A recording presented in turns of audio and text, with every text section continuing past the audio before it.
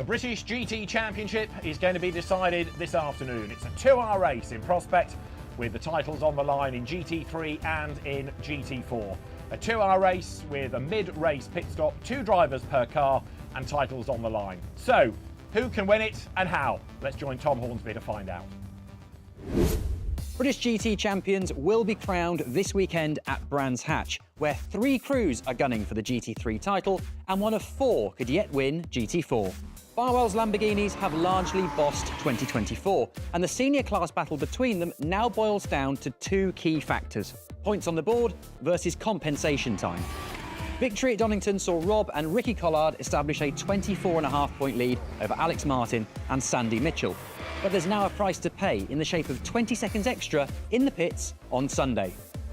Their Barwell teammates have no such handicap, but must win or come second and hope the Collards finish no better than 6th or 10th. There's often a twist in British GT's tale, but such a large deficit has never been overturned at the finale.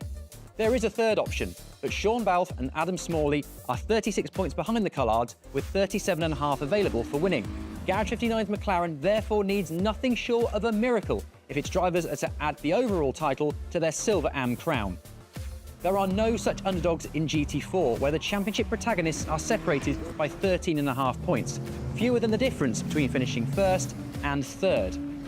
As such, even the crew in 4th, that's Forssetti's Mark Warren and Will Orton, could conceivably overturn their deficit. They were banging contention before Donington, where a first non-score of the season dropped them behind Charles Dawson and Seb Morris overall, but not in the Pro-Am standings. Team Parker's duo are 7.5 points off top spot, but also the only championship chasers with compensation time. If he were to overturn it, Morris could become only the 2nd ever GT3 and GT4 champion, after Rick Parfitt Jr., with whom he shared 2017's crown. Standing in his way are 2 silver crews that have led all season. 3.5 points separate Zach Meakin and 2023 runner-up Jack Brown from Mikey Porter and Jamie Day in the overall standings, while 15 points cover them in class. The top 2 have been closely matched throughout 2024, but often compromised by compensation time. Neither will serve it on Sunday, when, instead, it's the Silver Crew's longer mandatory pit stops that could be crucial to the outcome of this year's GT4 Championship.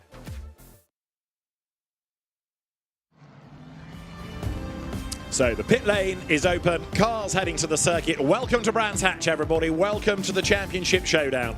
Traditionally, in recent years, the last round of British GT has been at Donington, but this year, the Brands Hatch Grand Prix circuit plays host to the Championship Showdown for the first time since 2009, when the Jones brothers came out on top. The day is cold, the track is dry. Such is the temperature, we're going to end up with 2 green flag laps, the second one of which will count within the time. But we've got a GT3 battle to look forward to, we've got a GT4 battle to look forward to. We've also got the race in isolation, of course.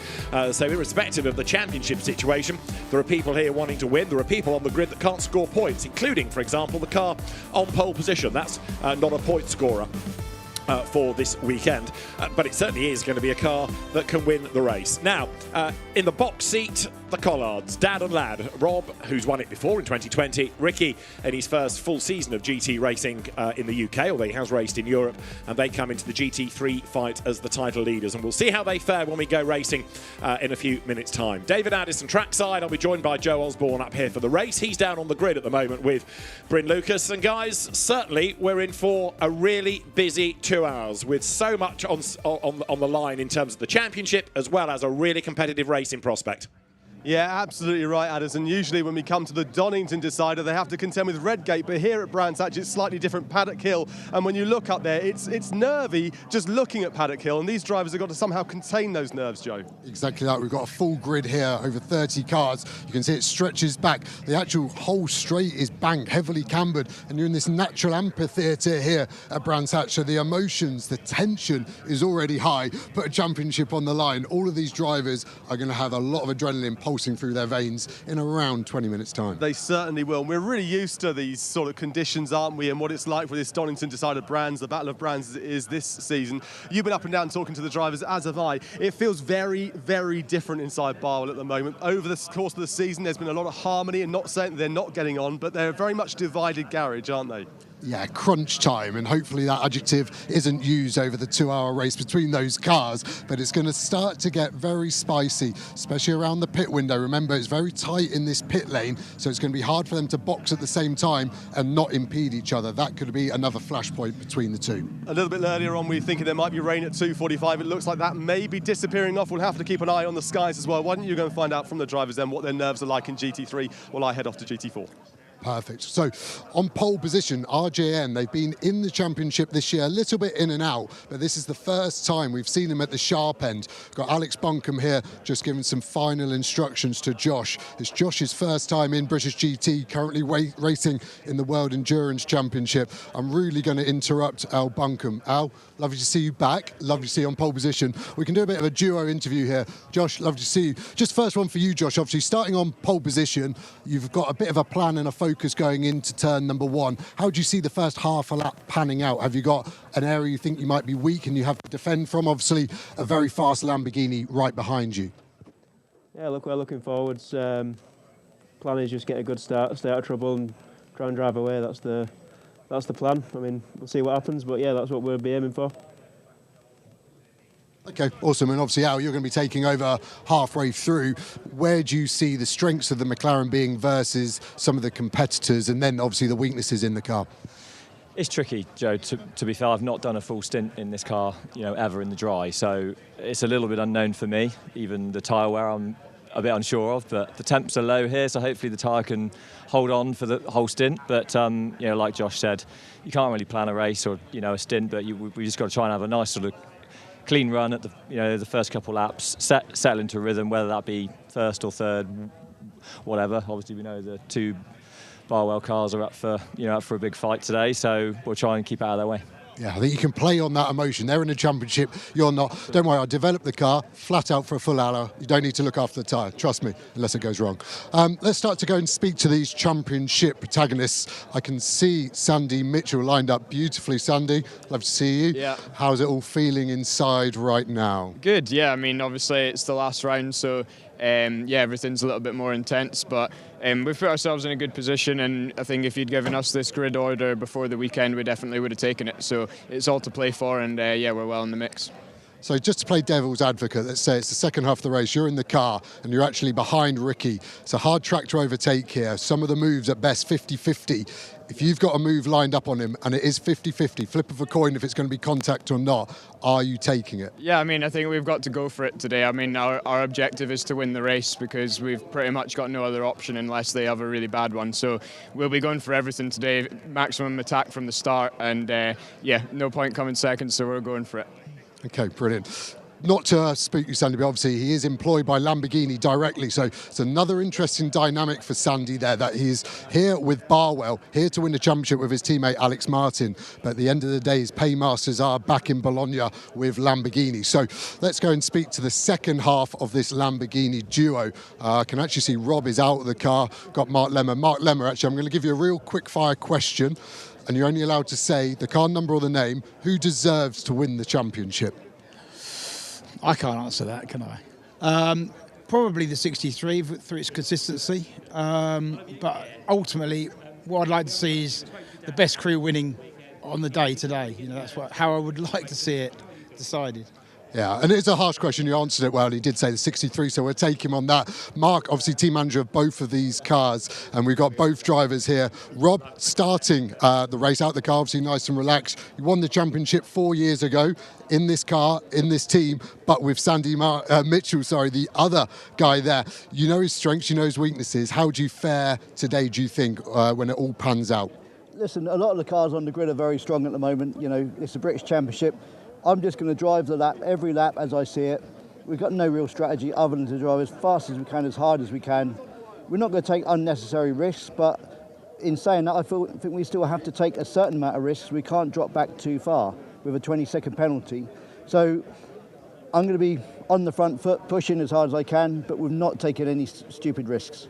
A lot of drivers say this stuff, and I try and believe them, but with you, I truly believe it in your eyes. One of the most aggressive and positive AMs, and I mean that in a nice way. We've been here many times starting at the front of the grid or in the championship position at the end of a season. This is just another race. best way of looking at it. Quickly, Ricky, obviously a great honour to share it with your dad, potential champions. And a real quick one, are you going to do it, yes or no? Damn right we're going to do it. No, but I just want to say, like, what the opportunity that Mark and Black Ball and Lamborghini have given us. You know, a lot of people go and play golf with their parents or go and do kick a football in the garden with their parents, and I really genuinely appreciate the opportunity. I'm so humble and grateful for the opportunity we got, and we're in this position, and let's just go and enjoy it and have fun. Brilliant. And I wish you the best of luck. You've done really, really well this year. Mark Rattard in the background here, former British GT champion. The grid is packed at this end of the grid. We're going to go to you, Bryn, in the GT4 world now. What have you got for us? It's just as packed down here, I have to say, Joe, and I have to say as well that it is all about making memories. I mean, Ricky and Rob, they got very tearful at Alton Park when they won. Jack, it was tearful for you last season when it didn't work out, and you're in a really, really difficult position, second in the championship, but it's so close. Yeah, no, it is very close, but, you know, I think we're in a really good position, to be honest. You know, we're starting on the front row here, Brands. We're praying for no safety cars in the first stint, and I think it should be okay. You know, I think we're able to get the job done, so. How are you and Zach approaching it? I mean, it is a nervy time. You've been in this position before, but last time out you had even more to lose, I suppose. Yeah, I guess. I mean, you know, this round in particular, I've just been making sure I'm going to come into it, not stress myself out too much. So today, on the day, I'm feeling rather quite relaxed, and so Zach as well, to be fair. So.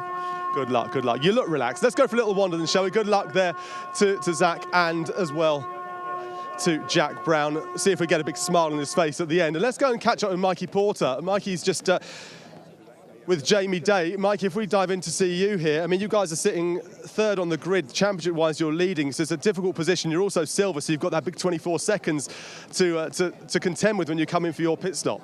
Yeah, definitely. I mean, yeah, our sign-ups haven't got any conversation time.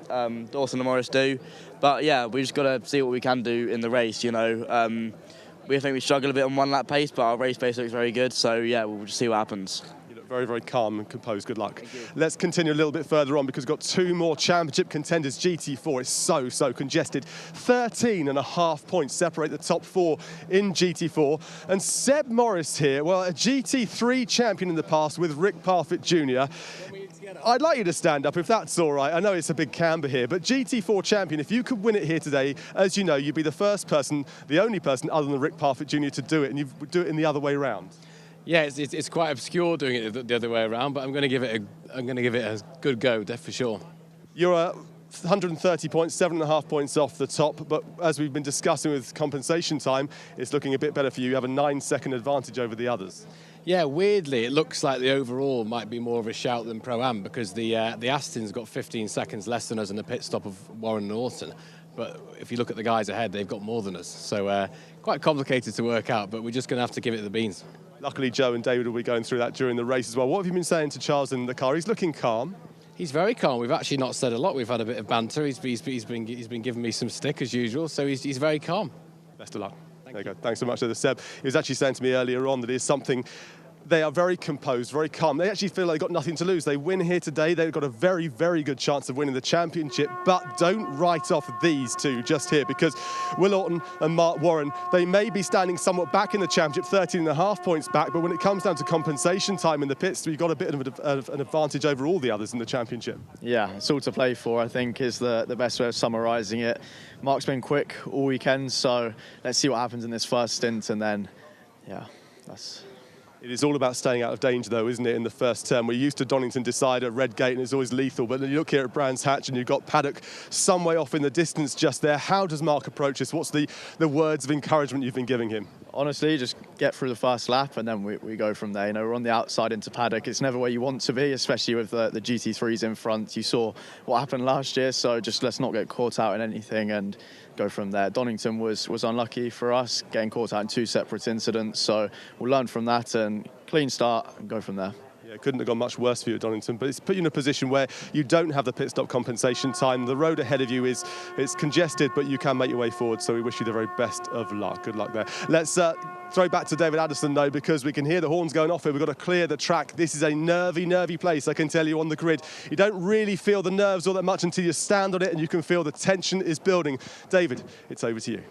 Bryn, thanks. You can feel it from up here as well, overlooking the start and finish line. It's a great grid of cars as ever for British GT, and we are very shortly going to be having the final couple of minutes of the countdown before the cars are released onto the 2 green flag laps. Remember that the second one is going to count within the time given, so that the cool temperatures don't affect the rubber too much. They're going to have a second lap, and it also just gives the drivers a little bit more chance to get themselves bedded in. Now, one thing I better just quickly address, you heard one or two of the drivers touching on it, pit stop penalties they were talking about, or compensation times in the pits.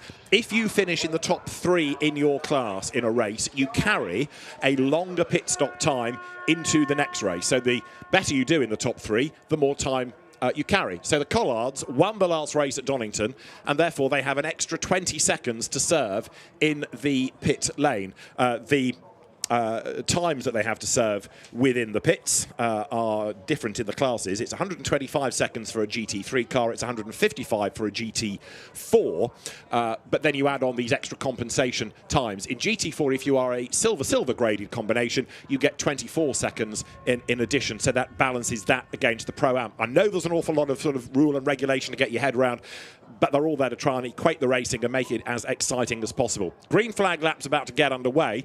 Let's have a look at the Brands Hatch Grand Prix circuit, though, in a moment, because it is a great lap. It's an old-school circuit.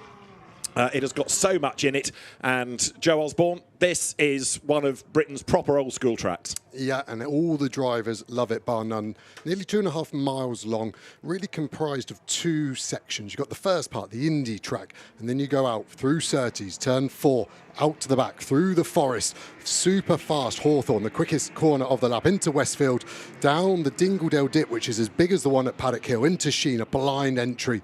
Stirling's Bend, nice and cambered, but slow, and then into the flat-out turn 9 clearways. Potential overtaking spot there, turn 9, turn 1, turn 2. There are hot spots I'm expecting over the next 2 hours in this race.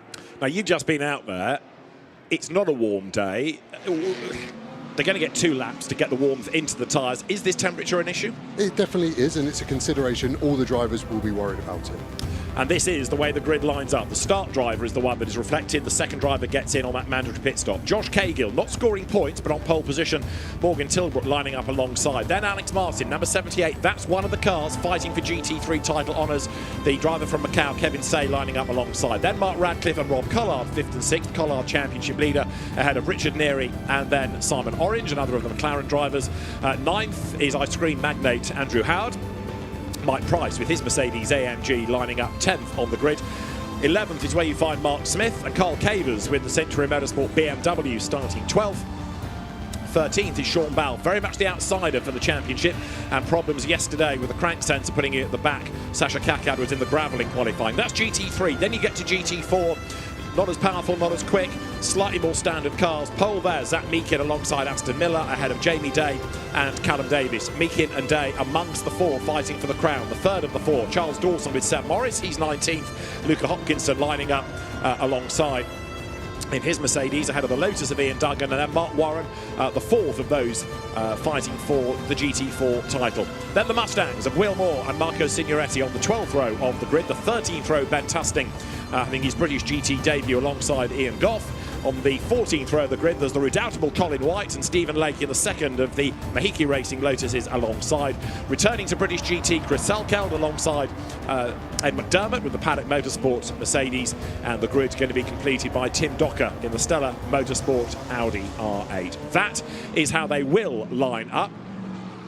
The first of the warming up laps done. The clock has now started, so we are into the 2 hours. They will on this lap get themselves into that 2x2 sort of Noah's Ark style formation, ready for the rolling start, but the clock ticking on down. Let's just go on board briefly with Rob Collard. This is his view as he works to get the heat into the Pirelli tyres, and the car gives a bit of a kick there just to remind him that more warmth might be needed.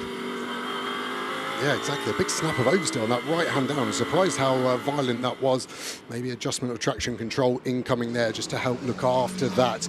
But yeah, we said about where will the tyres be. The 2 formation laps are great, but look at the pace. There's just not the energy at this lap time to get them up to temperature. They're going to be 60-70% of the way there. So I expect to see big slides from these GT3 cars especially. They've got slightly more power than those GT4, so they struggle a little bit more on a wider tyre as well. This is the other championship hopeful with Alex Martin starting in number 78 Lamborghini. Yeah, we talked about 2 formation laps. In a sense, it's kind of 1.5 at speed, because they have to now start to back off the pace to let everybody get into formation. Coming out of this left-hander of Sterling, slightly banked corner. You'll see people running wide. There's a little bit of a trench that has developed the wrong side of the curb, and that might well get greater as the race goes on. So those green flags being shown, not to say that the race is on as such. You can't overtake yet because they haven't been officially released, but they are behind the safety car getting ready for the start of the race as they drop now down towards Clearways and Clark Curve. And the GT4 cars now getting themselves side by side, the front of the grid. The GT3 cars are slowed right down as they are obliged to do.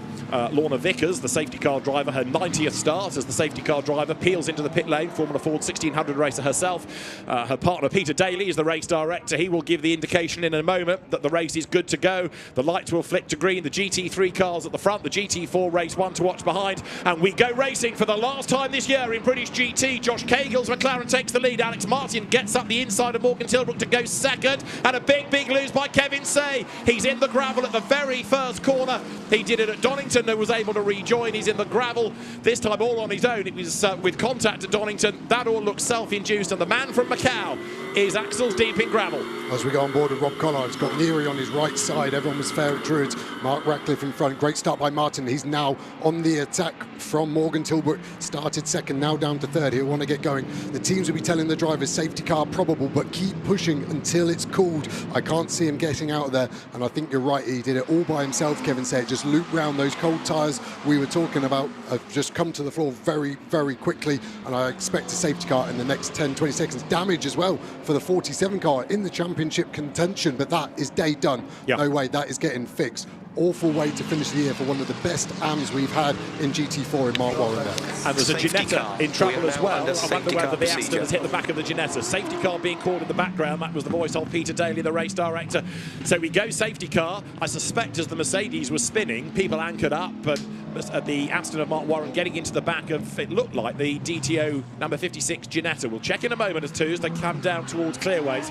So that... Great shame, especially for Mark Warren, whose Aston Martin has limped into the pit lane, not even done a full lap. So, as Joe was suggesting, the damage is severe. And Josh Cagill, who I think last race on the Grand Prix circuit in Carrera Cup GB back in 2021, he leads the way. There is the Ginetta we think has been assaulted, and has it got a punctured tyre? It has, hasn't it? Yeah, we saw it exit stage left. You can see the whole carcass stripped in one go. So Aston Miller's going to get that. The Fassetti guys, champions in GT4, are looking at it. You can see the mechanic hopefully throwing some tape at it and then giving the big old hand signal of that is done. That is really, really sad to see. Yeah, like you said, I think that's going to be no fault of Mark's own. I think everyone's checked up. He's probably had nowhere to go, and he's hit the rear left of Aston Miller and the DTO Ginetta, which is now limping in rather slowly. The positive is for them, get a new tyre on that. There's no big damage, which it looks okay at first glance. Under the safety car, they're not going to lose a lap, so they could live to fight another day. Let's watch as the mechanics run round to this rear left. They'll probably give it a bit of a wobble, make sure the suspension is okay first. They've already got a tyre there ready to go. That would have come out the oven, so it'll be nice and warm. Yeah, the Fassetti car, the 47, back to the garage, and I think we will see the shutter come down as an ominous sign on their year. Well, poor old Kevin Say, 2 races in a row, he's ended up at turn 1 gravel. At Donington, he was given a bit of help to get there, but that, as we had seen, all looked to be, thanks to the cold tyres. Joe, talk us through it. So Kevin Say on the second row, just behind the orange car of Marcus Tilbury. Let's see, is any contact? There's a little bit, isn't there? But Mark Ratcliffe had nowhere to go. He's actually up on the apex. I have to say to Kevin Say, that is almost identical to what he did to John Ferguson at Donington in terms of closing the door. Let's watch it here. So going to little contact. For me, it's 100% on Kevin Say. Mark Ratcliffe was there and was at the apex, couldn't do any more. I think Kevin there has just possibly not checked his right mirror enough before committing to the normal racing line. Let's try and spot the damage in the background, because I can't see how the Fassetti car and the DTO car would have hit each other at that point. Let's look in our shot now, just through there. Let's look a bit further back again, because they're quite split. You can see the Fassetti car all the way back on the left shot. So they did hit each other with a Mustang in the middle of their sandwich. Yeah, so it was the Forzetti Aston into the back of the largely red Mustang, which in turn got into the back of the Ginetta and did its tyre. You're quite right. Right, apologies to Kevin Say. I said it was all self-induced. Well, it kind of was, but not in the way we first thought. There was contact, but the contact, Joe suspects he rather triggered by cutting across. So it's a real shame that. Kevin is really quick. The Mercedes has had 2 wins, one at Snetterton, won at Spa. And Kevin Say always excels when he races around the streets of Macau, so he goes well at challenging circuits. Won at Alton Park a few years ago, but that bit of contact putting him into the gravel, and factory driver Max Gertz thinks, here we go again, we're a lap down, and you know, there's not much you can salvage from there. Yeah, he's not had a good couple of British GT Sunday afternoons, has he? I hope he's not paid by the lap. Yeah, the Mustang that did get hit was the more red car, the 61 of Signoretti, showing the strength of that car.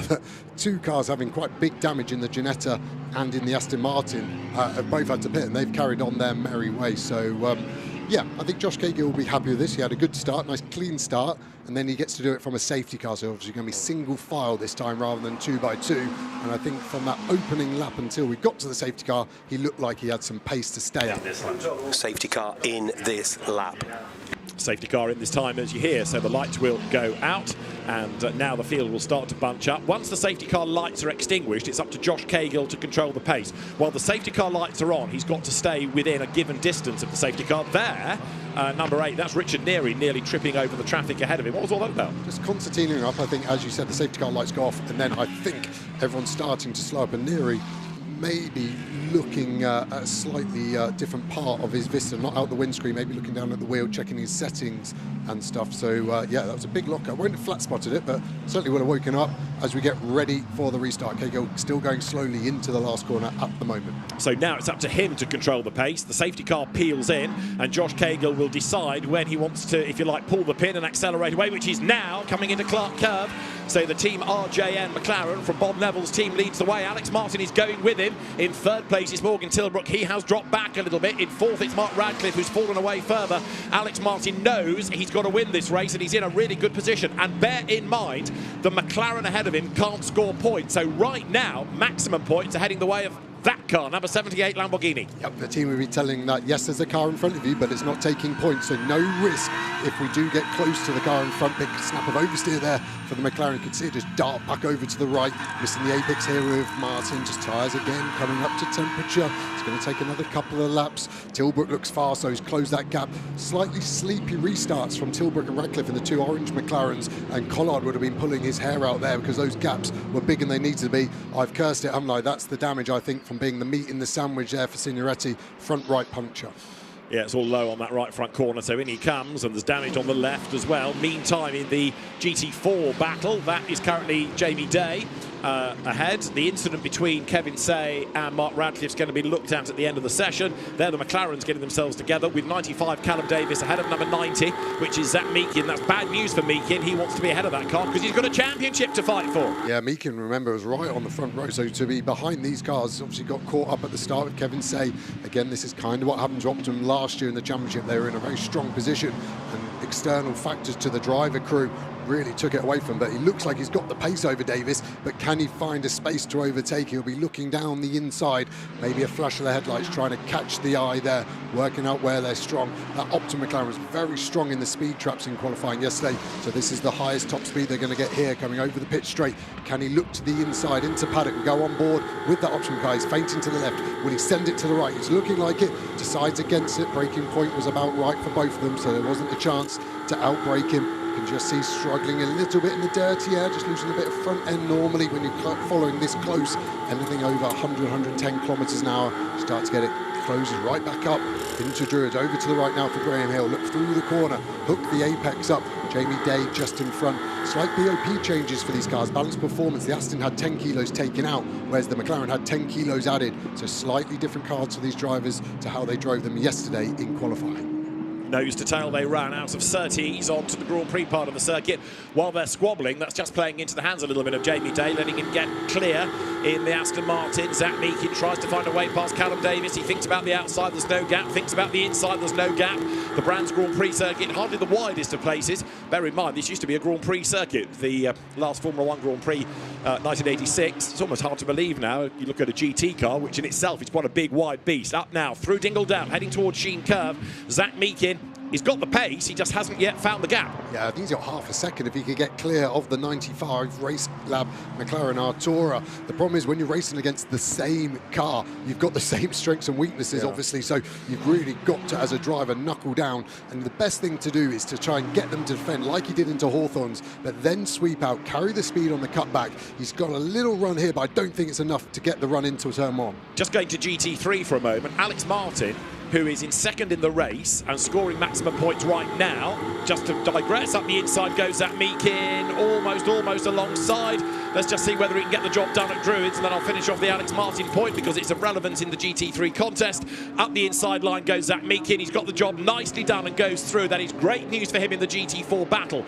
Now, the Alex Martin point is he's on his first warning for track limit offences. He's got 2 hours of racing. Well, that car has got 2 hours of racing. This is very early to be starting to rack up the track limit offences, and Barwell as a team need to be on the radio to that car to say, calm it down a bit. Yeah, because you're using them up for no reason. You're not going to overtake it. No. You're not needing to defend directly from using the track limits up, track limit sensors here at Brands Hatch as well, so there's no arguing it. Turn number 3, Graham Hill, the left-hander, the first left of the lap.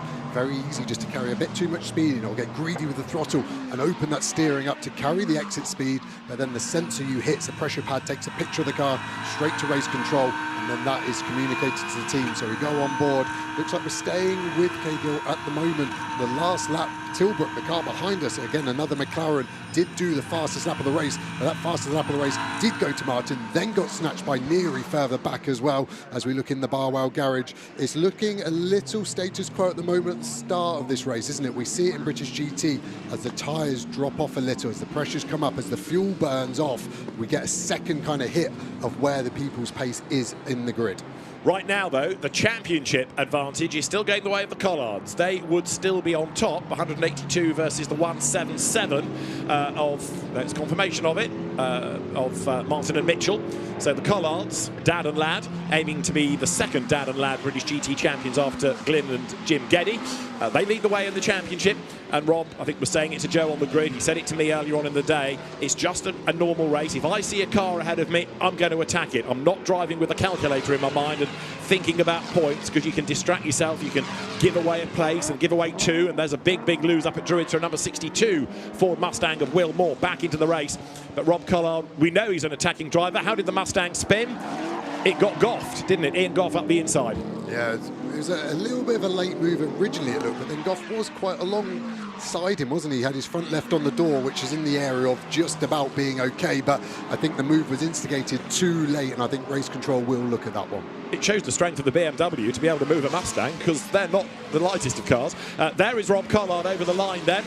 He came, of course, from oval racing into Formula Ford, into the Vectra Challenge for a time, into the British Touring Car Championship, initially with a Renault Clio in the 2-class days, and then was a BMW regular for many seasons. Mark Lemmer was reminiscing yesterday about one race they had in the BTCC together where Mark put Rob on his roof. But they're all friends again now. This is for the GT4 lead on track, and of course it's going to play out for the championship. Over the line, Jamie Day versus Zach Meakin, who's oh so nearly into the back of him. And that McLaren, of course, has had to pick its way through traffic to get up with the Aston, and now Zach Meakin is on the attack. Very attacking, in fact, as they head up the hill towards Druids. Yeah, a bit of bodywork flying off there. I don't know if that was off the back of the Aston or the front of the McLaren. I think Meakin surprised himself how slow the Aston was. I thought you'd get half a second on Davis when he got past. He found 1.2 seconds. This Optimum car is flying on the last lap. Day is on the defence, did really well to shut the door there just in the nick of time. Same again here. Meakin is having lots of little looks. I think it probably was the Optimum car that maybe lost a bit of this front splitter or dive plane, and now you can see Davis is there, but that Aston really struggling for pace, isn't it? It doesn't seem to have any damage, but at the moment the McLarens are absolutely flying. Yeah, it's always good out of the blocks, that Aston. Bearing in mind, it's done the bulk of its season by banking points. Won at Alton Park first time out, hasn't won since, but it's been a regular point scorer, there or thereabouts, to use the dread phrase.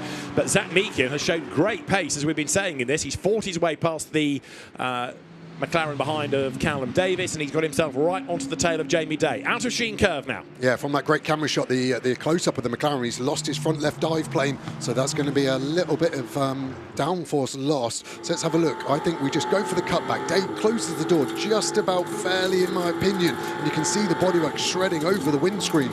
So that will be a performance loss. It will start to get a bit more understeer, especially through right-handers where that dive plane has been taken off the front left corner. But at the moment, still much quicker Macklin Day. Remember that contact, Ian Goff versus Will Moore, team manager of Ian Goff's BMW to race control.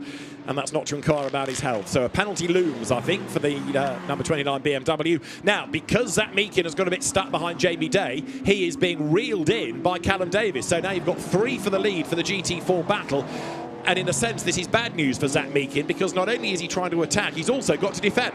Yeah, and that's exactly what Dave's trying to do. He's trying to back him up into Davis. But that Optimum car, the damage was more than I thought. It's not just the dive plane.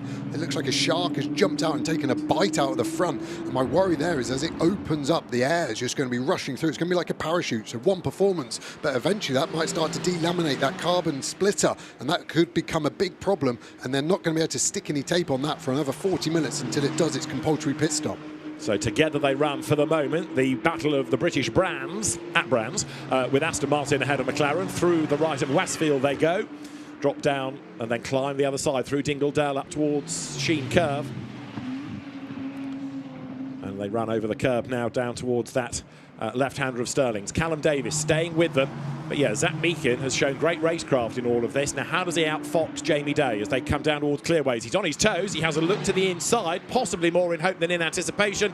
He's not able to make a move there. But if you want to get past at Paddock, the move kind of starts here. Yeah, and I think he was a little tight out there. I'm just trying to see the BOP. Car 7 is being shown a black and white driving standards flag. Car 7, you must respect cars around you. Car 7, driving standards.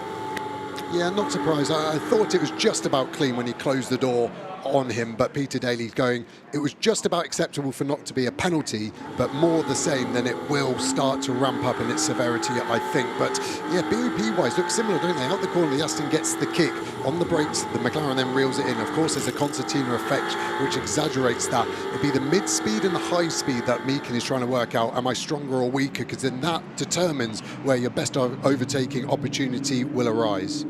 Yeah, car 7, you heard that warning going to. It is the Aston Martin you're looking at. It is the GT4 leading car. And Peter Daly giving effectively a finger wag to say, and Joe's made the point, that was a bit overly defensive. So, again, calm it down. Up front, Josh Cagill is still leading Alex Martin for GT3 honours. But Zach Meakin can't get much closer, really, here. Brands Hatch, as we've made the point, is not the widest of circuits, so he's going to try and work out where he can really force a mistake out of Jamie Day, where that gap might come for him as they climb again in towards Sheen Curve. Yeah, now he's been behind him for 3 laps. You lose that sort of momentum of catching up and striking while the iron is hot and the other driver's iron board is cold. So it's just going to be difficult now. They're doing the same pace to get that momentum to get past. What do you know about ironing boards? Loads. All these cars got one on the rear to help with downforce. I've seen it in development. The only other interesting bit of this GT4 pack is that Dawson, the car behind Davis in 4th, is staying pretty close. And remember, because he's a Pro-Am, he gets less time in the pit stop. So at the moment, if the pit stop happened now, he would actually inherit the lead and Seb Morris would be at the front of this pack. Yeah, the Charles Dawson Mercedes is 5th in class. Down towards Druids they come. And as the GT4 battle drops down towards Graham Hill Bend. Let's just catch up on what's going on in GT3. Josh Cagill is the leader there. Alex Martin is 2nd and Morgan Tilbrook is 3rd. Mark Radcliffe 4th. Rob Collard is 5th and Richard Neary is 6th. You take Cagill out of the equation in terms of points. So for the purposes of the championship, everybody moves up 1 spot. Now that is Richard Neary, who shares with his son Sam. Ahead is Rob Collard, who shares with his son Ricky. And Richard Neary on this last lap has had a bit of a moment and fallen back, which is great news for Rob C, because he was under huge pressure from Richard Neary, who is one of the most committed drivers ever to grace a British GT grid. Never gives up. He's always great value to watch. Car 29, stop-go penalty. Car 29 contact with 62, stop-go. All right, 29, just to finish that story, is the Ian Goff BMW. Remember, we saw it a few laps back, turn around the Mustang. Team manager's been to raise control. Future has been read to him. Ian Goff's going to have to come in, serve the stop go. That's the penalty given to the BMW. Right, back to GT3. Rob Collard with a bit of breathing space right now.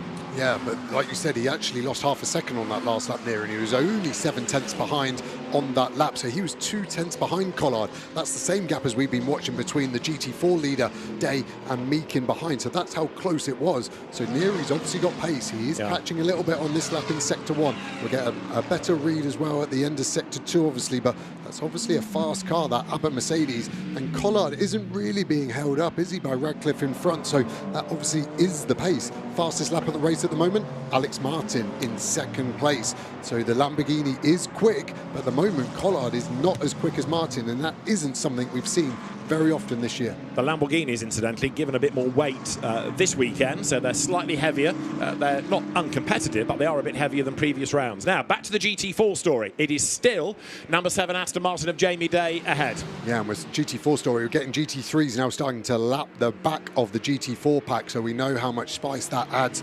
And again, at a narrow circuit here, it's very difficult for the cars to pass each other quickly and not lose too much time. So that's going to become a very important instigator in these battles and gaps at the moment. Meakin still trying to size it up. He'll be hoping that he's just pushing Day a little bit harder than he wants. The tyre temps will be coming up, the pressure's higher, and then he'll be able to strike once that car is starting to move around, potentially get a slide on exit, don't carry the speed. They are now pulling away from Davies, interestingly, so Meakin can just focus forwards. He isn't having to do the double act at the moment. Nose to tail they run with, again, Zach Meakin looking the quicker, but in fairness to Jamie Day, he knows exactly where to position the car. These two have come out of the School of Hard Knocks, Junior Racing. They concertina into Paddock Hill, bend the gap down a fraction more. Callum Davis in third place, not really staying with them now. He's fallen away just a little bit, whereas Richard Neary has got himself back onto the tail of Collard, who's got himself onto the back of number 27 McLaren and Mark Radcliffe. They're in the traffic as well as they try and get past the Chris Solkel BMW. So Collard now wants to attack. He's got to defend, and this is really, really difficult all of a sudden. It's so difficult for Collard. You could see him wanting to open the corner up there to get the run on the GT4 and Radcliffe, but he knew Neary was there, so he couldn't. So they all just kind of did the same speed as the GT4 car to block each other around there. He knows he's got to try and get a move done. Great dive to the inside. Radcliffe just about gives him the space. Very respectful from Radcliffe, I have to say. Almost too respectful, but Rob Collard, that is a move of a champion. Yeah. That was high risk, calculated and perfect in hindsight. Yeah, worked out well, and also because Mark Radcliffe was being so respectful, he backed off and opened the door for Richard Neary. So Neary thinks fantastic, and Mark Radcliffe then ends up losing 2 places out of all of that, as still Jamie Day hangs on to the GT4 lead just from Zach Meakin. Down out of Stirling's they come then. That Aston Martin just goes a fraction wider up the curve, even wider still. Callum Davis, who's throwing everything at this in third place. Interesting how these three have pulled away so markedly. As for the overall race lead, Josh Cahill being under attack from Alex Martin and trying to get through the traffic. The number 20 Lotus just up the road of Ian Duggan, and Josh Cahill leaving nothing on the table as he squeezes by. They rub a little bit. Alex Martin says, good, you've opened the door for me, I'll come through as well. But Josh Cahill here, what's the phrase? Taking no prisoners. I'm glad I didn't overhype the drama between GT3 and GT4. My hands were in the air, my mouth wide open. I really thought Josh Cahill was going to have a lot of contact there with Ian Duggan. So let's have a look. Looks like there's loads of space, but the track is always bending right. Ian Duggan in that Lotus needs to stay on the track. There is a McLaren width just, isn't there? And then he can follow through Martin. Martin will be happy in second. It's the first points, so there's no points being lost, and the door is being opened. As the door is opened, Meakin is down the inside, which goes to the outside. Day running him all the way to the white line. That is on the borderline of dirty. But at the moment, they live to fight another day. He's got to be careful about that, Jamie Day. He's already had one warning flag for driving standards. To get the cut back, Zach Meakin tries the inside line. Jamie Day defends, elbows out. Meakin thinks about the inside into Westfield. Still no way by. They touch the curb. The Aston bounces slightly wider out of the corner, but he's hung on to the lead. That was the best opportunity yet for Zach Meakin, being alongside coming through Surtees. Callum Davis in third in the class. He's right back with them as well. But yeah, Jamie Day needs to be careful about how defensive he's being here. He's got one warning on the board.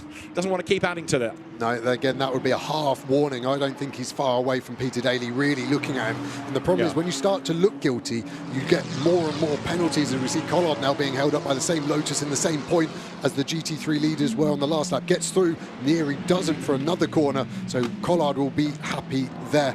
I think Meakin now needs to start fighting fire with fire. The problem is all racing drivers are arrogant and bullies, but you need to be the biggest bully in the playground. Someone hits you, you hit them twice as hard, and you start the game that way.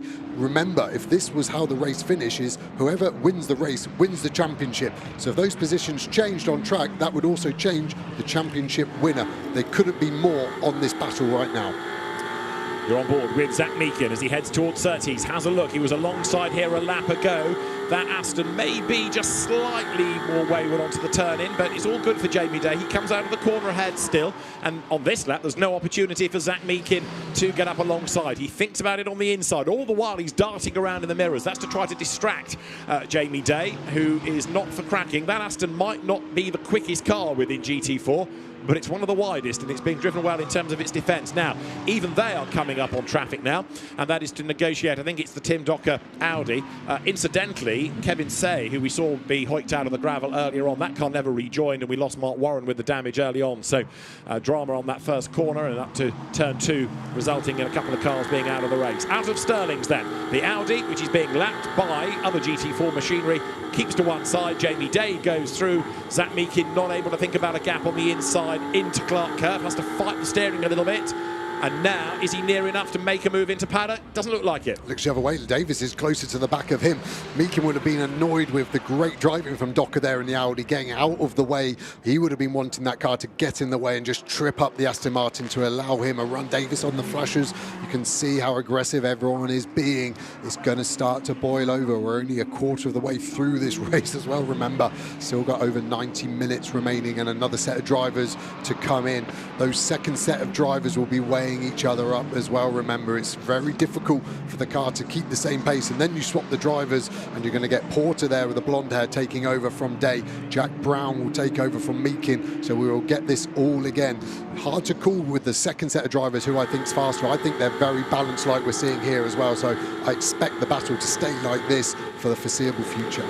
Interesting, though, that Luca Hopkinson 4th, Charles Dawson 5th aren't really making progress up to the back of this lead gaggle. Even though they're battling, they've still got enough pace to be clear up the road. There's no sign in the background of the Hopkinson nor Dawson Mercedes. So, yeah, you made the point early on. Charles Dawson's got a much shorter pit stop, or 9 seconds shorter, but he's more than 9 seconds back to the eye. Out of Sterling's, they will come in a moment. Aston, McLaren, 1, 2 and 3 within GT4. 2 different brands, 3 different teams, and now down towards the vehicle bridge. Into clearways they will come through Clark Curve and then towards the timing line. Meakin having another push on this lap, this being lap number 17 for them. The Aston goes a little bit wider. Zach Meakin thinks about the inside, saw the gap, but he didn't have the drive off the corner. No, he just kept it a little narrow, didn't he, in the end, and it didn't go. Still just filling the mirror into Paddock Hill as we dive down.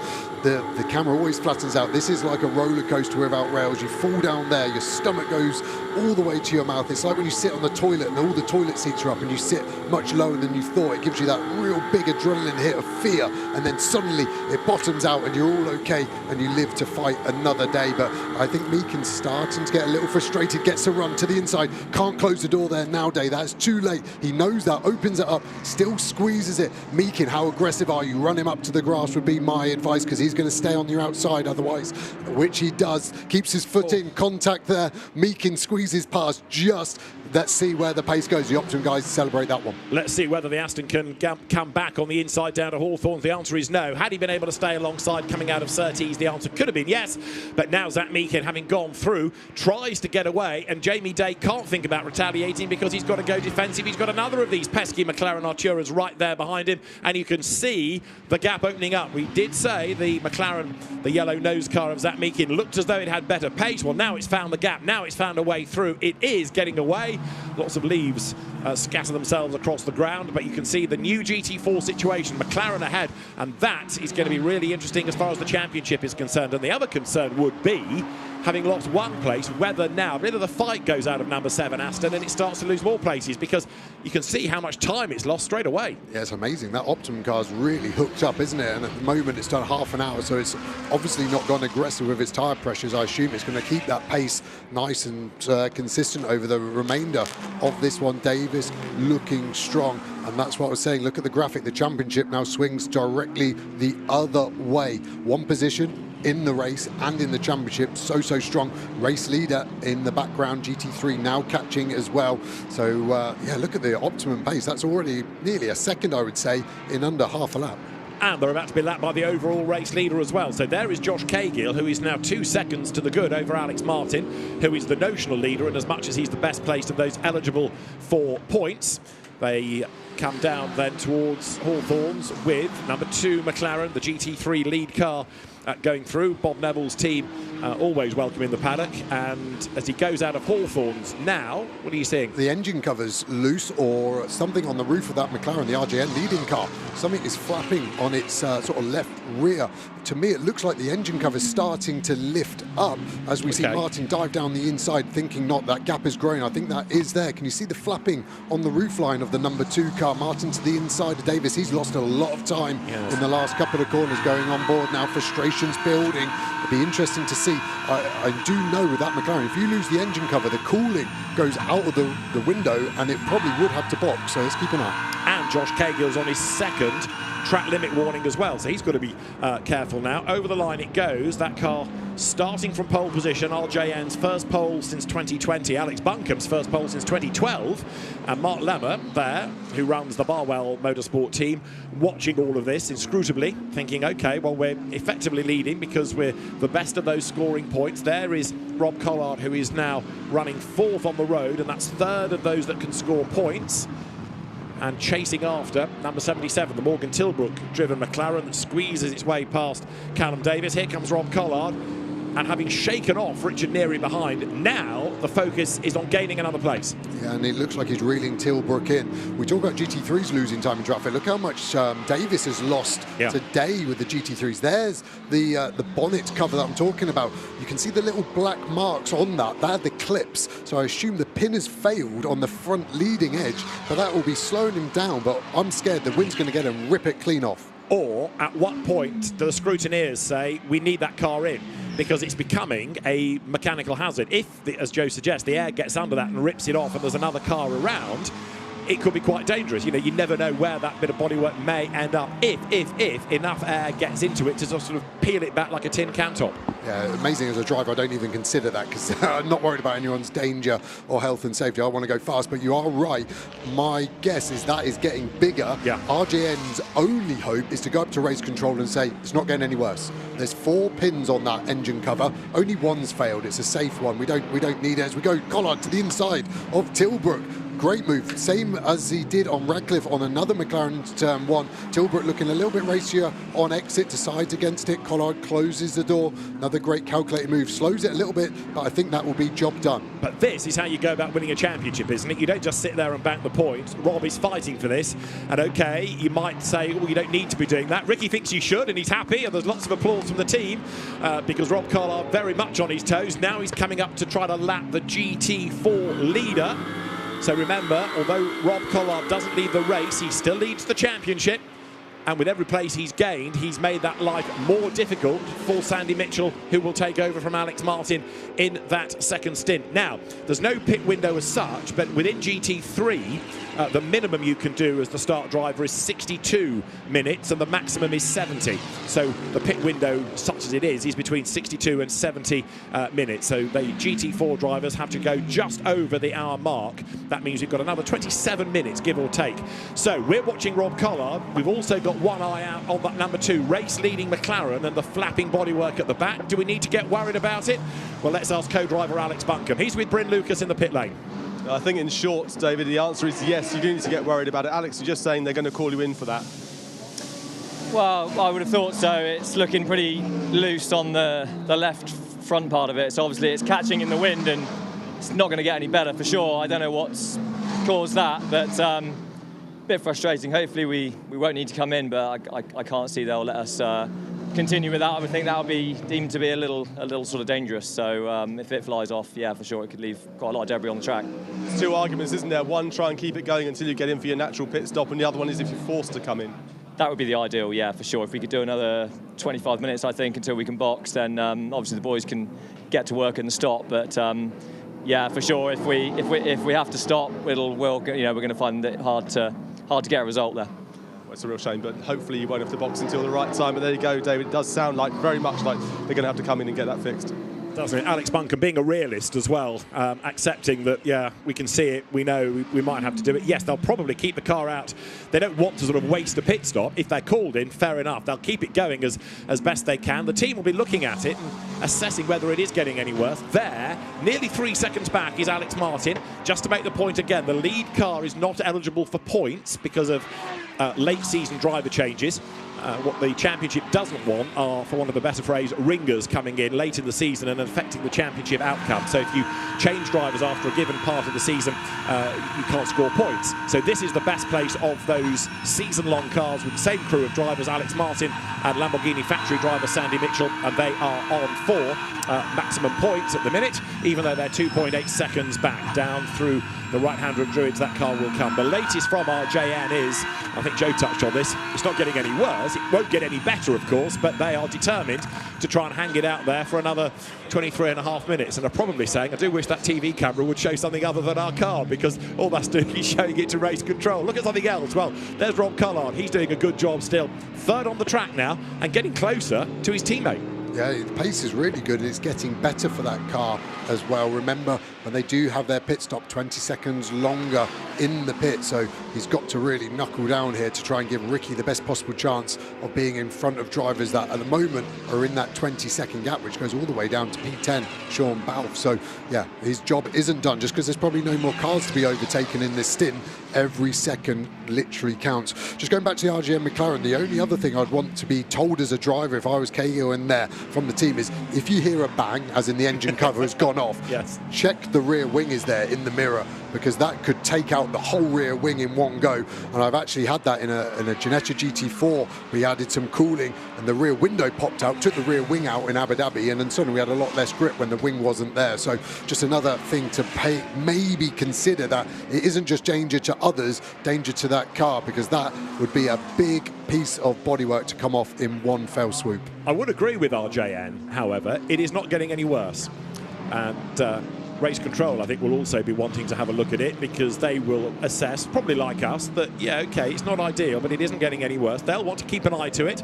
There's a lot going on in the race behind, but Josh Kager, let's be fair to the guy, he's not done many miles around here in recent seasons. He started off in motorbike racing and then came to cars, raced in the Volkswagen Racing Cup about 10 years ago. He spent quite a bit of time racing in Germany in the Audi TT Cup when that started. He's raced in Carrera Cup. He's had a one-off outing in the British Touring Car Championship. He's jumped from championship to championship, and this year racing McLarens both at Spa for RJN and racing for United Autosports in other categories. I think he's found the right home for him, and he's really developed this year into a very quick bronze driver.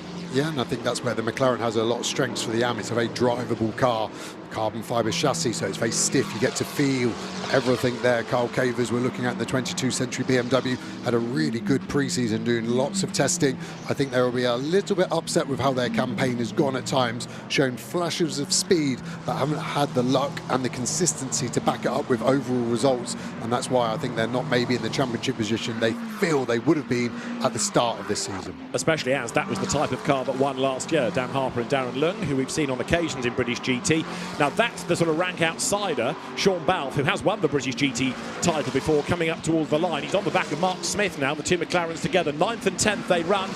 Sean Balfe, the Lincolnshire driver in the Duckham's car, was telling me at Donington that this might be his last season of racing at this level before he concentrates on his son's racing, but he's going to try and go out on a high. They've already won the Silver AM Championship, he and Adam Smalley, in his first year of GT racing, and nose to tail they come out of Druids. Then now down to Graham Hill Bend once more, and Mark Smith, the American driver, staying ahead. Sean Balfe on the back foot after here yesterday on his out lap into qualifying. Crank sensor failed, stopped the car, no chance to record a qualifying time. Yeah, and that car would have been on the front couple of rows, I think, considering the sister car was in second. We've seen Balfe being very quick this year against Tilbrook. So getting a bit frustrated again when you're stuck behind the same type of car run by different teams, but very similar in their strengths and weaknesses. Smith as well in that number 9 paddock car has been strong. Balfe has got a run on him though to the inside. This should be job done. Late on the brakes, open it up. Smith going for the cutback though. Can he get the inside back? Looks like he can, but it's very tight. Bit of grass needed. Great, hard, fair racing from both of them there. Smith back to where he was a couple of corners ago. So Sean Balfe, 1 up, 1 back. Mark Smith retakes 9th place. Same type of cars run by different teams. Paddock Motorsport versus Garage 59 and Accelerate.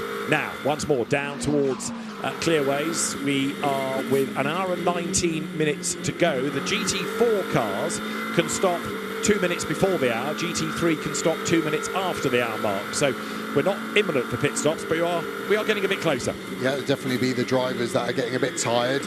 We'll be going to the engineer on the radio. How long's left of this stint? Not that I'm tired, but how long is left? And when it's going badly, there's always a little bit longer, but Balfe late on the brakes there, wasn't he? The gap really looked like it might be a bit of contact. Just needs to save it up again. It was a great move last lap, getting that run through Hawthorns. Go back on board of them. Smith seems to be quick out of these slower speed corners. So many setup changes that could be different. So that paddock car in front might be slightly softer on the spring or the roll bar. So when the power is picked up, the car squats more, gets more weight over the rear axle. But then at high speed, maybe a little harder to control. You can see Balfe starting to reel him in. There's infinite amount of aerodynamic settings as well they could be running. Looks like Balfe's car's a little stronger. Again, Smith defends. Can Balfe do exactly the same? Cut to the inside, get the run. Can't get on the throttle as early as he wants. Smith defends, opens a corner up nicely from Sean Balfe. To the inside, can he get the overtake done where he got overtaken back by Smith? This is so tight and brave through here. 125, 130 miles an hour. Tucks back in all the curb. Through Sheen, over to the right, into Sterling's, on the brake, get it in to that Camby. The camera shows it so well, but the car feels great through there as they come into the last corner. This battle's living to fight another lap. So Sean Balfe, you're riding with, comes through Clearways. We know that he can attack. You've seen that, getting himself up past Mark Smith, only to then lose the place again. But as they come towards Paddock Hill Bend, the two McLarens almost nose to tail. That they are. The Duckham's liveried car, the blue and yellow colours, carried by Sean Balfe, who's raced myriad different brands in his long history in British GT racing, climbs the hill towards Druids.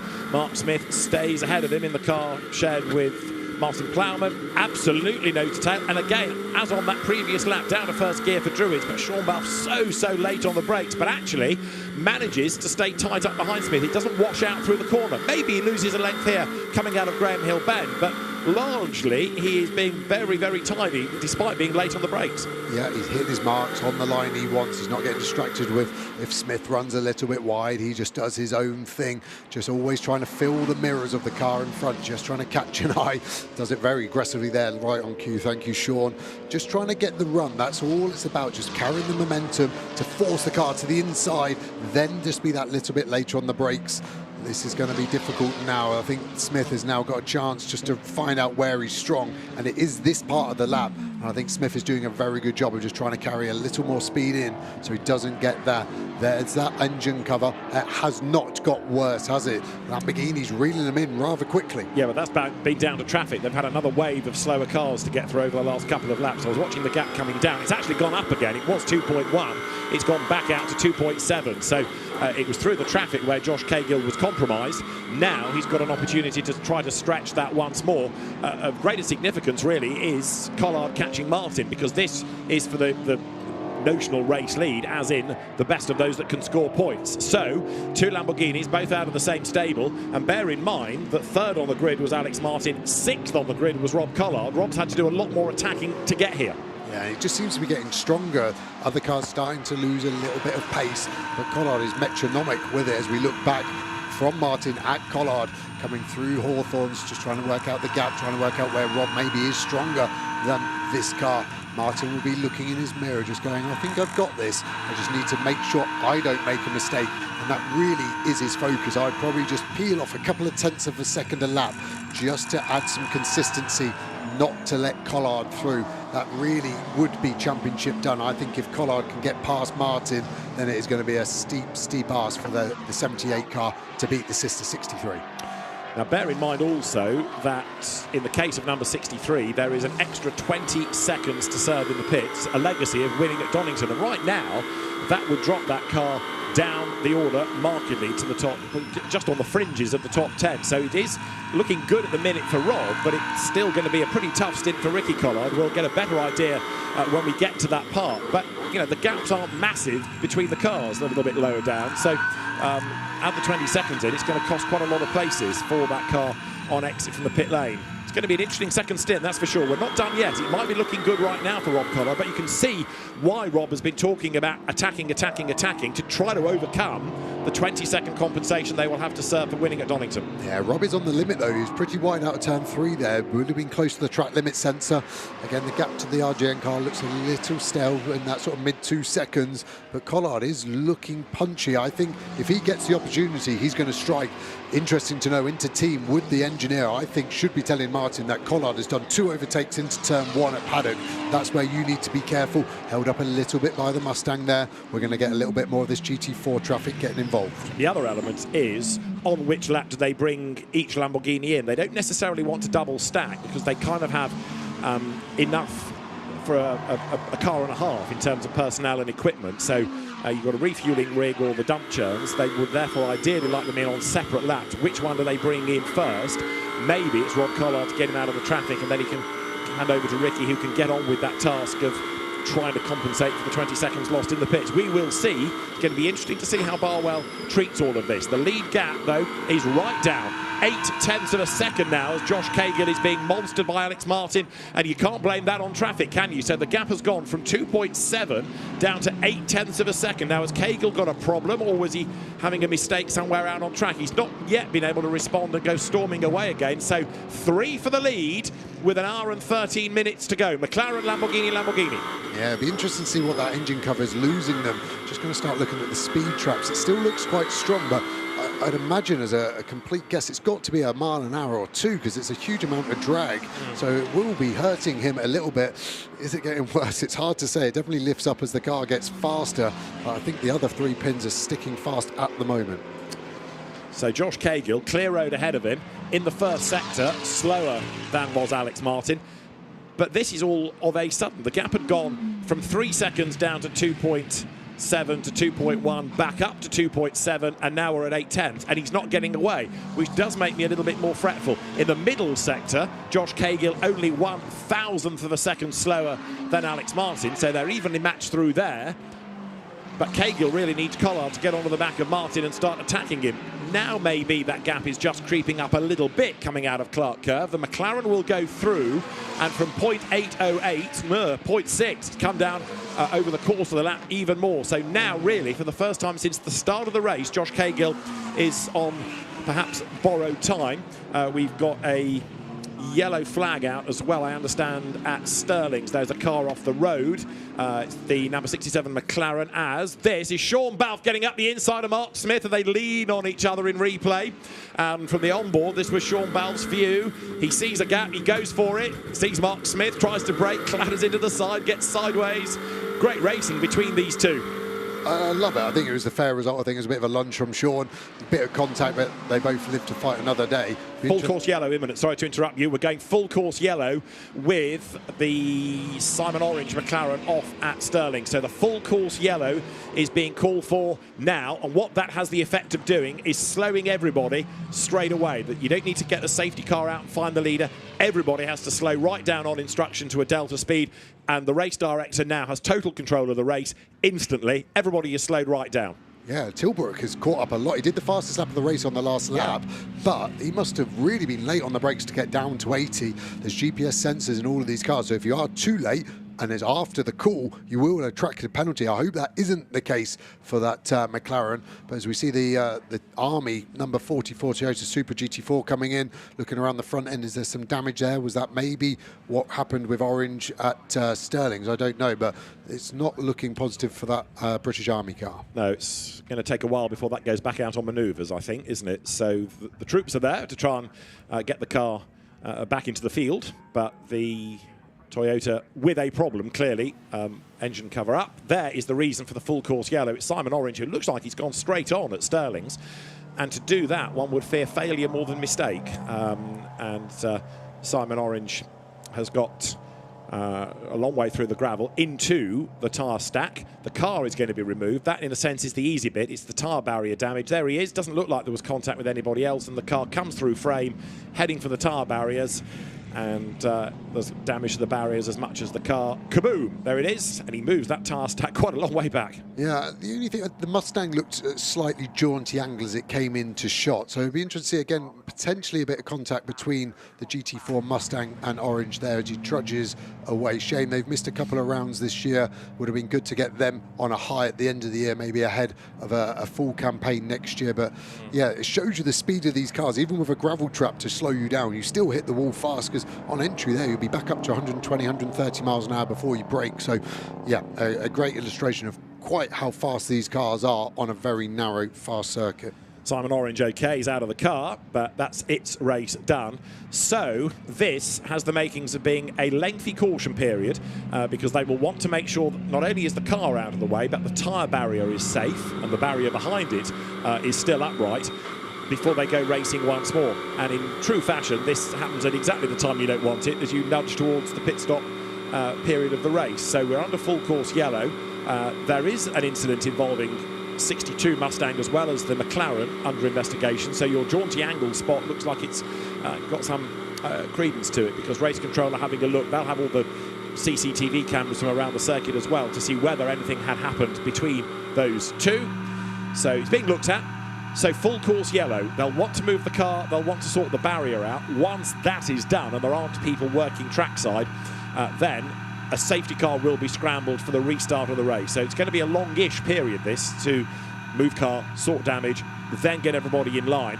And during the course of it, you're going to end up with pit stops. And it may be that we don't go racing until the other side of all the pit stops being completed, because that at least makes it fair for everybody. Yeah, I think the pit stops are going to be pretty wild. The pit lane's going to get very full, because everyone will want to pit as soon as they can under this full course yellow to make sure they're benefiting it, pitting under a slower speed. Obviously, when you're stationary versus cars doing 80 kilometers an hour as they are now, rather than an average of double that over a lap, you're losing less time. So I do fear the pit lane's going to get busy. Could be some people getting boxed in. The mechanics will be ready. They always have their plan A, how the car comes in nice and parallel, but their plan B of when it goes wrong, they've got to get the car up on skates, move it around. They will be well versed. Barwell did that this morning in warm up. Simon Orange trudging away there. There's a lot of damage on the front of that car, but good to see he is okay. And of course, going back to your pit stop point, it's one of those situations where you need to get on with your neighbour and have a word when you're bringing yours in, especially in a situation like this, because you do not want to get hemmed in with cars either side. And indeed, for a team like Barwell with two cars, they're going to have to factor in not only when they bring their two in, but when the teams around them are doing so. This is a long full course yellow. Full course yellow will remain in place until all cars have completed their mandatory pit stop. So that's what we were predicting. It does make it fair, a long full course yellow, because they will be barrier damage. So at least the teams now know what they're up against. They know what they can plan. And fair play to Peter Daly for giving the teams that early information. Yeah, and it's very clever, because I think what Peter Daly's doing there is saying, don't all pit on the first lap. It's going to be long enough where you can space it out. GT4s can pit, obviously, 4 minutes before the GT3s, but at this pace, they will all sort of concertina up still in the pits. As a driver, if sometimes a little bit odd here, it's like the race is now just stalemate. You're doing 80k, but you can still attack the pit entry line when you've got to get down to 40k, and as you leave, you're at 40 to 80. So if you're close to people, I think the Barwell cars are close enough to each other where a good in-lap, out-lap at full course yellow could still make a second or two difference to a bad one, and that could be a position made even though the race is under full course yellow. Better just explain also, while we have an opportunity, full course yellow and safety car, because on occasions I get asked by touring car people, why do we have a safety car when you've had a long full course yellow? Well, the answer is you can go quicker under safety car conditions than you can under full course yellow. So you scramble the safety car for the restart because you can get the cars to go faster, you can get more temperature into the tyres, which therefore makes the tyres come on strong, switch on better for the restart, making for a safer restart. So for the moment, we're under full course yellow whilst the incident is cleared, and there are drivers such as Ricky Collard itching to get on board and go racing. We're going to be a few minutes though before Ricky does get on board, and that means he's got time for a word with Bryn. He has indeed. He doesn't want to wear the cap because he doesn't want to ruin his barnet as he's watching on at the moment, though. But Ricky, looking at this, I mean, third place overall. This is probably the result you'd like at this stage without having the safety car coming out now to concertina everything up. Exactly. My dad's done a blinding stint. We struggled early on to switch the tyre on, so it's something we're just trying to sort of boost the ovens a little bit now, so they're in the window. But yeah, he's done a great job. The car's in a decent window, starting to lose a little bit on the traction side. But yeah, you know, it's a great job that Peter Daly, in all fairness, has left. We want it to stay green. Of course, we want it to stay green because we want to race. But if we brought a safety car out at this point now, the safety car would dictate the race, and that would put us last. So, you know, I think there's a great decision by the race directors to keep the race alive and run a full course yellow. Because you have your mind on that extra 20 seconds you need to spend in the pits on that compensation time because of what happened last time at Donington with a victory. Just give us a quick thought then on how Barwell are as a team, because they've produced 2 fantastic cars this season.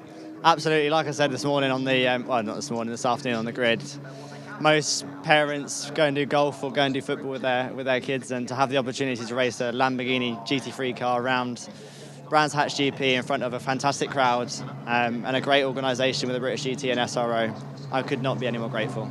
And your dad has the chance of being a 2-time champion as well. He won his first one, his only one so far, with Sandy Mitchell, so there is an unusual dynamic going on inside the garage. Absolutely, yeah, and this is the thing, we're catching the 78 car, and Mark Lemmer's being great. It's difficult for him. He's the one that sort of stood in the middle of it, and he's given us free roam to just race with each other. We've been completely transparent with each other on video, data, when some teams aren't, and it's just good. It's a really good team, really good environment to be with. But you know, can't help look at Sandy and try and give him a little elbow every now and then and see if his ribs are all right. I'm sure. And one word on Barwell as well with these cars, because they're racing, of course, in GT World Challenge as well, Europe, and these cars come back here. You had a bit of a change yesterday over because of the car, but these are essentially working in multiple championships and used a fair bit. The ball's back in the stable, so that's good. So the ball's back in the stable, the car's running really well, and in the space of 2 hours' time, I'm unemployed. So I need to hope and pray that Lamborghini have seen something in me, that they want to invest and they want to keep me there. And that goes to all the teams up and down the grid. I haven't got a drive after this. Financially, obviously, we had to raise sponsorship, and we know this is something we've always dreamed of doing. Just a one-off race. We done Spa, we won that. We got the opportunity to do this, but we know this is our one and only year in as a pairing. We'd love to obviously do it again as a pairing if there's any sponsors out there. But yeah, as of 2 hours' time, I'm unemployed. So you never know. Your dad might get the contract. You never know. Look, best of luck. Thanks, Ricky. That'd be perfect. Cheers, mate. It's great to see Ricky going so well this year, because he had a tough couple of seasons in touring cars where he won on the road, had it taken away for a track limit penalty, but really knocked his confidence a bit. But he's been a very, very good, very fast, very mature GT driver. Now, just thinking about this in terms of whether the full course yellow stretching all the way through the pit stops is going to help or hinder number 63, I think it's going to help them, because they'll do the driver change, they'll do the compensation time, and then after all the pit stops are done, the safety car will be deployed for the restart. That's going to bunch everybody up. So in terms of losing time, it's not going to be that bad. It's more track position. Yeah, and I think track position, they're good under full course yellow as well, because no one is bunching up. Wow, look at the damage. Yeah. I think there's no fault to anyone there. They've pulled the car backwards. That splitter has just been ripped off from underneath. Another point of interest to me is how much of a gap Cahill has now built under full course yellow. We saw how close that was, under a second. Every time they go through a speed trap, they're all doing the correct speed. So he's going too fast. It's just, I wonder if he's doing a shorter distance. He's thinking about it. I don't need these tyres because I'm going to be pitting soon. Buncombe will get new tyres. So I'm just going to go the shortest distance, even if there's pickup and rubbish and detritus there. I'm going to go a short distance. I'm not breaking the rules because I'm still doing my 80k. Yeah. But I'm going less distance, so I'm doing a faster lap time. It's the only thing I can think, because all the McLarens will be set the same, so it's not a team thing they can change. As we saw Dawson pitting, that's as early as they can pit. They're the first there, championship contenders, remember. And that car, because it was on the podium, or the drivers were on the podium at Donington, has 15 seconds to serve. Ordinarily, a Pro-Am combination wouldn't have any extra time unless it were in the top 3 in the previous race. So Seb Morris will get into that car after the refuelling is done. The car's got to be empty while it's fueled for safety reasons. And then a further 15 seconds to be served.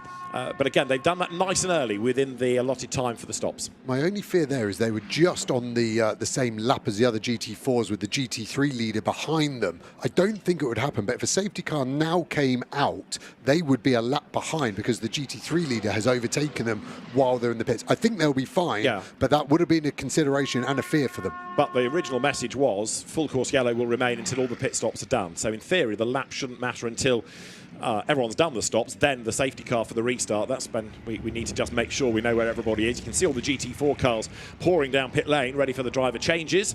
The number 90 McLaren yet to stop, of course. This is the car that is ahead within GT4. Down through clearways they come. Zach Meakin at the wheel. He will give way to Jack Brown. So we've heard the race director already say that that safety car, full course yellow, is going to be in place until all the pit stops are done, which makes it fair for everybody. Doesn't spoil the flow of the race, and it's going to be intriguing to see who is where once the stops are done in terms of who's dropped off the lead lap. GT4 has the pit lane to itself at the minute, and in comes number 90, Zach Meakin, who worked hard to get that car into the lead. Yeah, really good stint. You could see a bit of damage on the door as he came through the shot. Would have been contact with this car.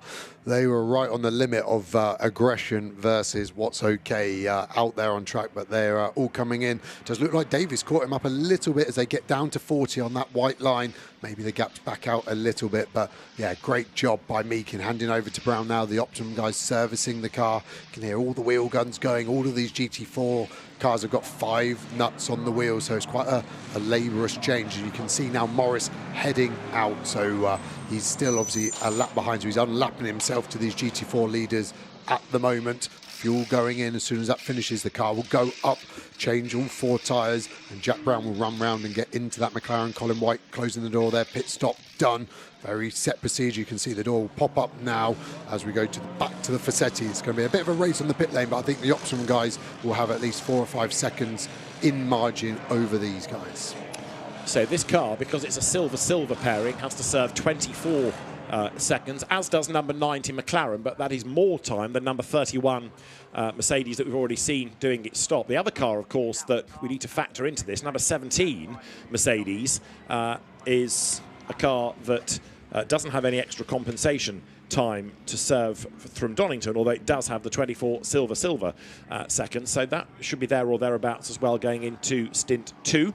More cars roll through the pits as the car that led GT4 at the time of the pit window opening comes in. It's not an official window, but you know what I mean. There's a maximum time and a minimum time that drivers can do, so you've got an effective window. But now the GT3 cars can think about pit stops as well. Yeah, as we see the first 1 Century car coming in there. Just a consideration I'm going through in my mind here. If I was an engineer, which I'm very much not with my skill set and IQ levels, would you fill the car up to the brim like you normally would for a stint because it needs to run flat out?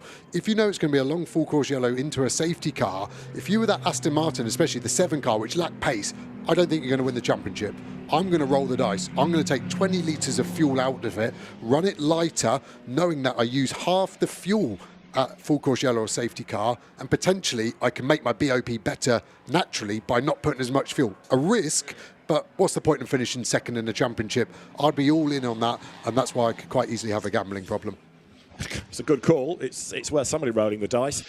The maximum that the start driver can do is 70 minutes, an hour and 10 minutes. So the driver change has to be done by 70 minutes completed, whether you're in GT3 or GT4. So the start driver minimum in GT4, 58 minutes. So 58 to 70 is their window effectively. And in GT3, start drivers minimum is 62 and maximum, again, 70 minutes. So in other words, all the pit stops have got to be done by the time we get to the 50-minute remaining mark. And in GT4, they are all pretty much done, I think, now. And we're cycling through in GT3 as well. We're still under full course yellow here at Brands Hatch for the last round of British GT. Number 7, Aston Martin, now will be Mikey Porter. Number 95, Sai Sanjay, who, in fairness, this year has not been as quick as Mikey Porter. So that gap might stretch between the two. We'll wait and see. But the Aston Martin staying ahead as it was when it came into the pit lane. Yeah, I agree with that. Sai Sanjay did have his best qualifying of the year yesterday, though. So first year in the car, you're always improving as the season goes on. So Century leaving the pit lane now. They're the first GT3 to complete their pit stop. Ram pitting their only entry this weekend. Haven't got the BMW. Cahill looks like he's about to pit, and the bonnet looks better at this speed. It does, doesn't it? Absolutely perfect. And behind are the 2 Barwell Lamborghinis, and they are both going to come in tandem. So that's the answer to the question. What do you do with them in the same team? Will you bring them both in at the same time?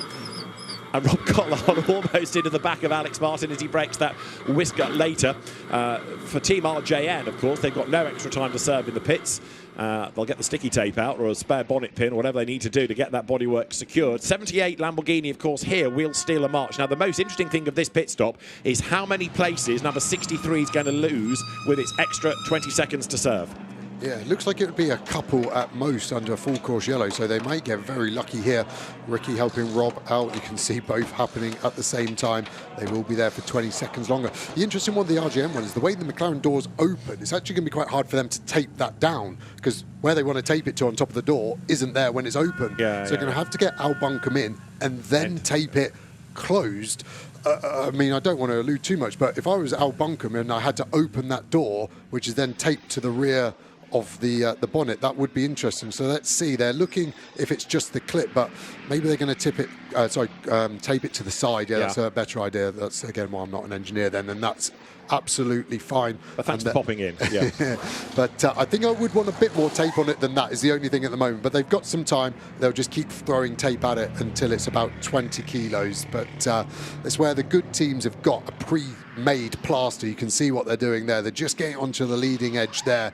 It's normal tank tape, but they've stripped and put loads together, and they're just going to keep throwing it on. They've done a good job color coding it. The livery still looks nice. Yeah, just the odd little wrinkle in it that gives the game away.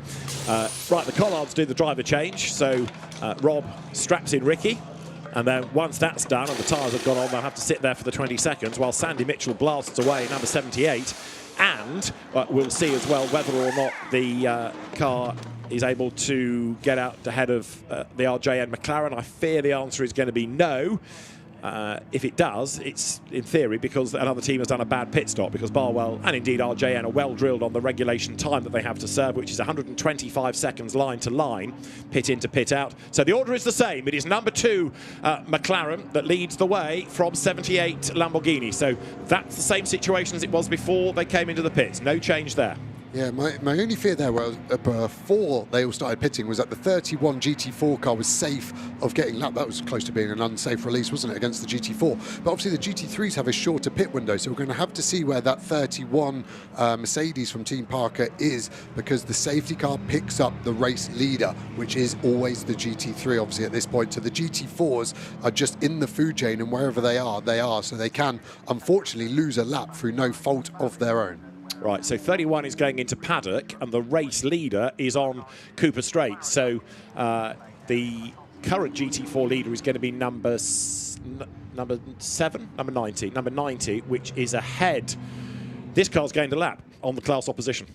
It's won the championship. It has. And it has. You make your own luck. So don't get me. I've raced in GT4. I've had many a race broken by the safety car. I've also had many a race made from the safety car. So at the moment, I've said they've won the championship because they are in a lap of their own. Yeah. And so all they need to do is finish the race. They've made their own luck because of the moves by Meakin. He got in the lead, he built the gap, and he pushed, and you make your own luck. But that is all the bad luck they had last year, fully reversed into good luck today. Because what's going to happen when the safety car is deployed, as Joe rightly says, it will pick up the overall race leader, and this car will go to the very back of the queue, so it's never going to get caught in the remainder of the race by anybody, effectively. And so they're going to be a lap up on the class opposition. It's one of the downsides to being in the second class, if you like, the subordinate class, when you have a safety car period like this. So it'll be frustration for the rest of them, including here, number 7, Aston Martin, which is just the wrong side of the 2 leading GT3 cars. And as far as GT3 is concerned, the Collards have rejoined still in 3rd in the class. It couldn't be better. This full course yellow, the 20 seconds extra. You imagine how many cars pass you if you were stood here at Brands Hatch. How many cars pass you when they're flat out under 20 seconds? Now imagine that under full course yellow. That's how fewer places they've probably lost. That lad there is probably working it out, and his dad's boring him. That's why he's got the headphones on, so he doesn't have to listen to him. And then they're going to get the safety car to bunch them all up again. This is perfect for the Collards, as we see the Nearies box very late. They've only got another minute until they would have overdone their driver time. You can see Richard in the background there ready to leave. The standard sort of procedure is the lollipop man lifts his lollipop up to say the pit lane is clear, and then it's down to the driver to look at the pit lane timer to make sure they don't go under their time. Garage 59 doing the same there. We're also seeing the Audi in that went off in Q1 yesterday, so they started at the back also. So just finishing up the driver change, Hugo Cook getting in from Sasha Kakad. Tilbrook there out, just trying to see where he's filtering in, because he was a long way behind Collard, so that was the 20 seconds. Neary's got Collard, so these are the positions he has lost at worst. So he is okay, he's lost 2 positions essentially, but when safety car comes out, the time will be a lot less. A couple of GT4s to factor in as well, but they will be pretty happy, I think. And as we've been explaining, once everybody has made their pit stops and have rejoined, which is pretty much now, then there's only the Sasha Kakad, now Hugo Cook Audi to leave the pit lane. Now race control can start thinking about deploying the safety car. In fact, you've also got to get there the Adam Smalley McLaren away, and it blasts just ahead of the other car that didn't get a qualifying time of yesterday. So that's everybody now with the pit stops done. Safety car is on track. We're not yet under safety car conditions, you will notice, because the lights are not yet on. So what happens here is the safety car is dispatched onto the circuit. When it gets to the leader... Car to overtake car 2. Car 2, please let the safety car in front of you. Peter's done it for me. I was about to say it needs to now overtake and get in front of the race leader, which is done. Fair play to Alex Buncombe, who backs off, lets the safety car go by. So the safety car now is in control of the race. On instruction, the lights will go on, and that is when we go to safety car conditions. Safety car procedure. Safety car lights on, please. All cars catch up, catch the safety car. Lights are on, we're under safety car conditions. You see how it works? And what this now means is that a huge cheer will go up down at Optimum Motorsport, because Jack Brown catch the safety car, he can go and catch the rest of the queue, so he absolutely storms around, and all the other GT4 cars that are mired in the GT3 pack think, well, that's a race that got away. They can only now fight for second place, unless something befalls the Jack Brown McLaren. So they're not totally done yet, are they? No, he'll just be under strict instructions from Optimum. No track limits, no risk with traffic, even shift a little bit earlier. Anything you can do to take energy out of that car to stop failures. And those failures is what robbed them of the championship last year.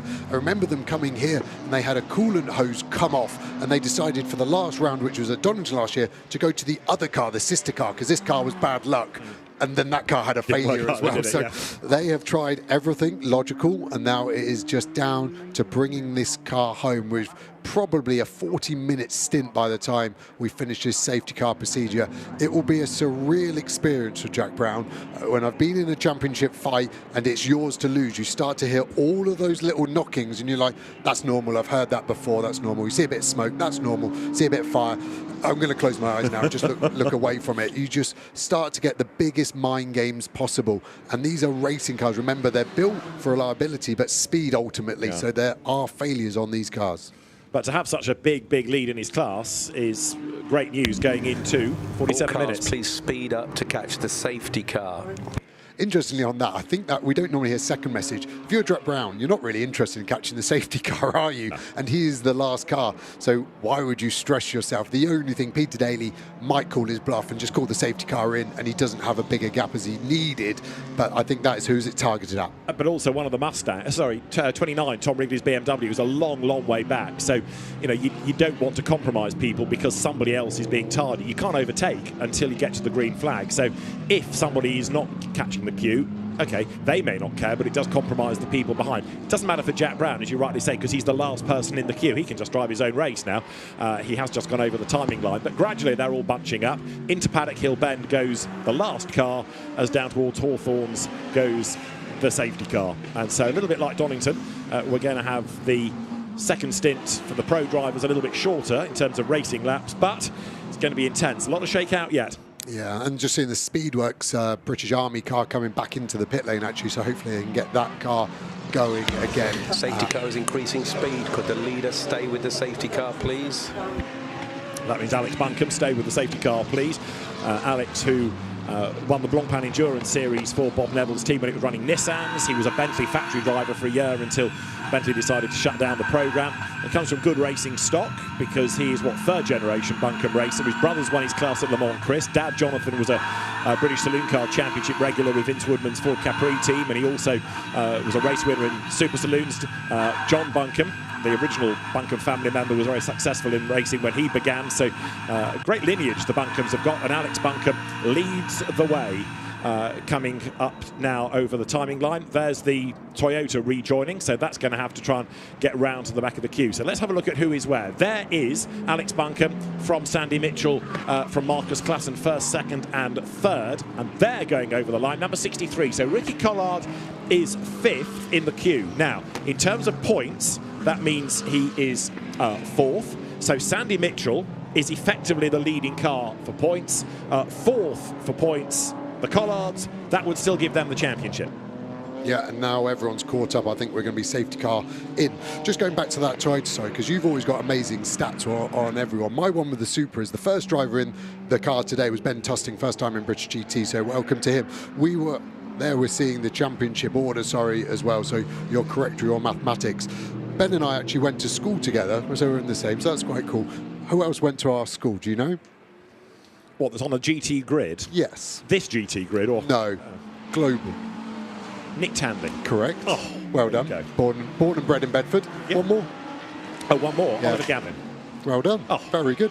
So big up to Sharnbrook Upper School, normal state school just outside of Bedford. We did have the highest teenage pregnancy rate when I was at school. We had our own nursery, so it wasn't where you'd expect racing drivers to come from. But I think because the back roads were so narrow, if you weren't a good driver, you didn't get to school, basically. So, yeah, there's my trivia to try and top you one day. There you go. 3-star drivers and you. Yeah, amazing. Right, Barwell are still looking moderately concerned, aren't they? Rob Collard thinking, can't this clock tick any quicker? Get on with it, please. Lights are still on the safety car. Once everybody is caught up, once the tyres have had a bit of warmth put into them, Peter Daly will think about the race restarting, so a quicker lap again. You kind of find this, don't you, with race directors? Once they've got everybody in the queue, they build and build and build. They quicken the pace, lap after lap after lap. So we're getting closer to the restart.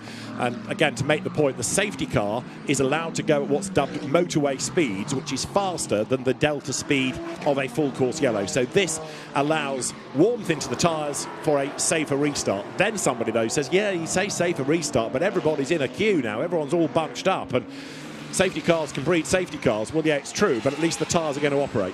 And I'm just looking at this running order here of who I think could make a safety car. Sandy Mitchell is going to be the most desperate to get a move done on Buncombe quickly, and he'll want to get that move done so he can get away and try and get a gap to Collard behind. Obviously, there's no points involved in that position, but free air. I think Gamble will be quick, and I think Neary as well will be aggressive. Clutton was fast yesterday, so there's a lot of people that aren't in the position where I'd expect them to be because of where they've inherited. Safety car in this lap. So we're going to go racing at the end of lap number 42, in other words. So we'll go racing this time. The lights will be extinguished on the safety car. Mustang got a bit of damage, hasn't it there? 61. But the lights will go out. Once that happens, it'll be Alex Buncombe who controls the pace. Bob Neville's team has had a pretty tough year. So a race win here, if it can hang on for another 42.5 minutes, would be a great way to end the season. Bob Neville himself, who's been a racer, a team principal, team owner, and has won in British GT in the past with his Nissans and with the McLarens as well. Remember, going back a few seasons, Michael O'Brien and James Baldwin victorious. He's had his affiliation with Jenson Button as well as Team Rocket RJN. So Alex Buncombe leads the way, but you've got behind him Lamborghini factory driver Sandy Mitchell. You've got Marcus Klassen, who is a much underrated driver. Marcus, who comes from Oldham, very, very quick driver, very versatile, jumps from all manner of GT cars or tin-top cars like the sort of Beetle clones in the Fun Cup and delivers. And Rob Collard getting a little bit tenser. Yeah, I can see why. The sun's in there anyway, which is a tense situation as Buncombe drops the hammer and he is gone. Good start from Clutton actually in third. I think he's the closest out of anyone to cars in front. A couple of GT4s in the way of Collard as well. 3 actually, so it's going to be quite a big gap there. I'm surprised Mitchell isn't a little bit closer at the moment. Clutton looks like the aggressor out of all of these. Out of Paddock Hill Bend they go then, and yeah, Marcus Klassen taking the fight to Sandy Mitchell. The McLaren working its tyres nicely. What's Rob Collard up to? Well, he's got to get himself up through the GT4 traffic, really. Sorry, Rob Collard, Ricky Collard. But in essence, he just needs to bring it home now because, barring any dramas, he is ahead on points for him and his father. And Sandy Mitchell right now can't attack for the race lead. He's just got to defend that second place and try and take maximum points, but even that's not enough. So 78 Lamborghini needs the Collards to have bad luck. Here you've got the GT3 field getting through the GT4 traffic. You're on board with Adam Smalley. That's Lewis Plato ahead of the BMW. The Lotus number 69 is negotiated as they blast up the hill. Then Nathan Harrison, former Mini racer, former Porsche racer, and the BMW with all of that grunt in a straight line is just caught by the aero-friendly McLaren at the end of the straight. GT4 McLaren up the road. They get past Sai Sanjay and dive into Westfield. Yeah, and Smalley's got a set of new tyres on at the moment because he didn't do qualifying because of the crank sensor failure there, so he will have a lot of pace, I think, at the start of this stint. But that BMW takes up half the track, doesn't it, around here, over the curb. See the cars launch it there, having to check up behind the Aston Martin of that Fassetti car. Championship has slipped away from them at the moment. They've got their own worries, but the GT3's blast past. Smalley is right on the back of Plato. Can he get a run out of here, holding it tight? Big snap of oversteer. That was him trying to hold it tight to keep the shorter distance, but that BMW opens up, and it is a rocket ship in a straight line, isn't it? Absolutely right. Over the timing line then, Lewis Plato, another underrated GT driver. Adam Smalley, a lot of energy being put into controlling the McLaren as they drop down through Paddock Hill Bend, through that compression, climb up towards Druids. Doesn't look as steep on the camera as it is in real life. Try running up there, you soon know about it. Out on the hairpin, drop down the hill once again, down to Graham Hill Bend. That little battle that is going on is for 8th place. Ahead of them is a car we've not really touched on in the race. There, 97, the green Aston Martin. 7th overall, Tom Wood, the Derbyshire driver at the wheel of it. First time he's raced a GT3 car, and he's quietly but very effectively got on with the job this weekend and looked good. Yeah, had a really strong qualifying session yesterday. His last lap was a 10th off the fastest lap of the race, which was set by Alex Buncombe in the lead. So that McLaren has started well, like it did with Cahill. Remember, it did fall off at the end of the stint, so we're going to see that again. You know, I said that Mustang looked like it had damage, the Eric Evans car. There's an incident between it and number 9 McLaren, was Mark Smith, now Martin Plowman, that's under investigation. So that, again, might explain why the Mustang has got damage. Meanwhile, as Alex Buncombe tries to get away, you've got Sandy Mitchell still under attack from Marcus Clutton. Not in any stretch fighting for the championship is Marcus, but he'd dearly like a race win if he can do it. It's going to be a tall order while he's stuck behind that Lamborghini, but he's taking the fight to Sandy Mitchell, who, to back up your point of a lap ago, as yet can't do much about Buncombe. Yeah, and Marcus has the luxury of knowing the Lamborghini's raced it in the past, so he'll again just have those ideas of where it's strong, where it's weak. He knows Mitchell is a fast but fair racer, whereas Clutton has a slight reputation of maybe being a bit harder, and again that would just be on Mitchell's mind. That's what your job is as a pro, is to know all the drivers around you. How do they race? What are they going to do to me? And you then try and use it against him. So he'll be thinking, right, I know Clutton's aggressive, so I'm just going to try and get my foot down firstly and pull away. If that doesn't work, I'm going to be very positive with my defence, so I don't give him an opportunity to send it down the inside. Neary as well in the background, staying with them as we cut back to GT4, nose to tail, 5 to 6 cars. You can see Cowley in that green Mercedes looking to the inside of the 20 car. Saw that do a very fast lap with Gordy Much, headlights flashing, everyone is on it here. It's super aggressive. Tomlinson looking to the inside. This could be a really good battle for the last part of this race. Could indeed. It might not be for the GT4 lead, but a lot of places to shake out. Busy on the lights there. Tom is the Jeanette of the Colin White car, Tom Holland at the wheel of it, and he's trying to terrorise the Lotus out of the way up the road. Behind him is number 62 of Matt Nicol-Jones, the owner of Academy Motorsport, who's taken over that car. Meanwhile, though, number 90 is a lap up the road. So Jack Brown way clear, but it's for second in GT4 that we need to be looking, as there, look, Tom Holland goes through, gains track position over the Lotus. Makes his way up towards Sterling's. Number 69 is the one behind him of Nathan Harrison. Whoops, drama there as Matt Cowley clatters into traffic. Mustang off, Lotus off, Mercedes off. That got all messy going into Sterling's. Matt Nicol-Jones Mustang out. Reigning GT4 champion Matt Cowley out. And Gordy Much in the Lotus out. 3 in the gravel. You know what's coming. Yeah, who did Matt Cowley used to drive for? Academy Motorsport with Matt Nicol-Jones' team. Which car did he just hit? Yeah, the Mustang, yeah, on it goes. Listen. And there in the garages, drivers see yellow flags wave, prepare for full course yellow. There's no option with 3 in the gravel, is there? No, the good thing is the barrier didn't look like he got a big hit like the first instance there at Stirling, so this could be a quicker one. It's just the amount of recovery trucks needed. See the steam coming out the front of that Lotus. There was a lot of bodywork damage going on there. We thought it was going to be frantic as they went onto the GP loop, but it'd be interesting to get another look at that because they're all concertinaed up. Hard to put blame at anyone's door at the moment, but when you get hit up the back, it isn't your fault normally. Let's get another look, and then we go. All drivers looking okay. Cowley out much, looking at the rear of his car as well. He got hit, I think, by a fourth car that escaped all of this melee. Matt Nicol-Jones still in the car, but I can see him moving. So all drivers okay. Let's get ready for a recovery. The good thing here is this is exactly where this will be a long full course yellow.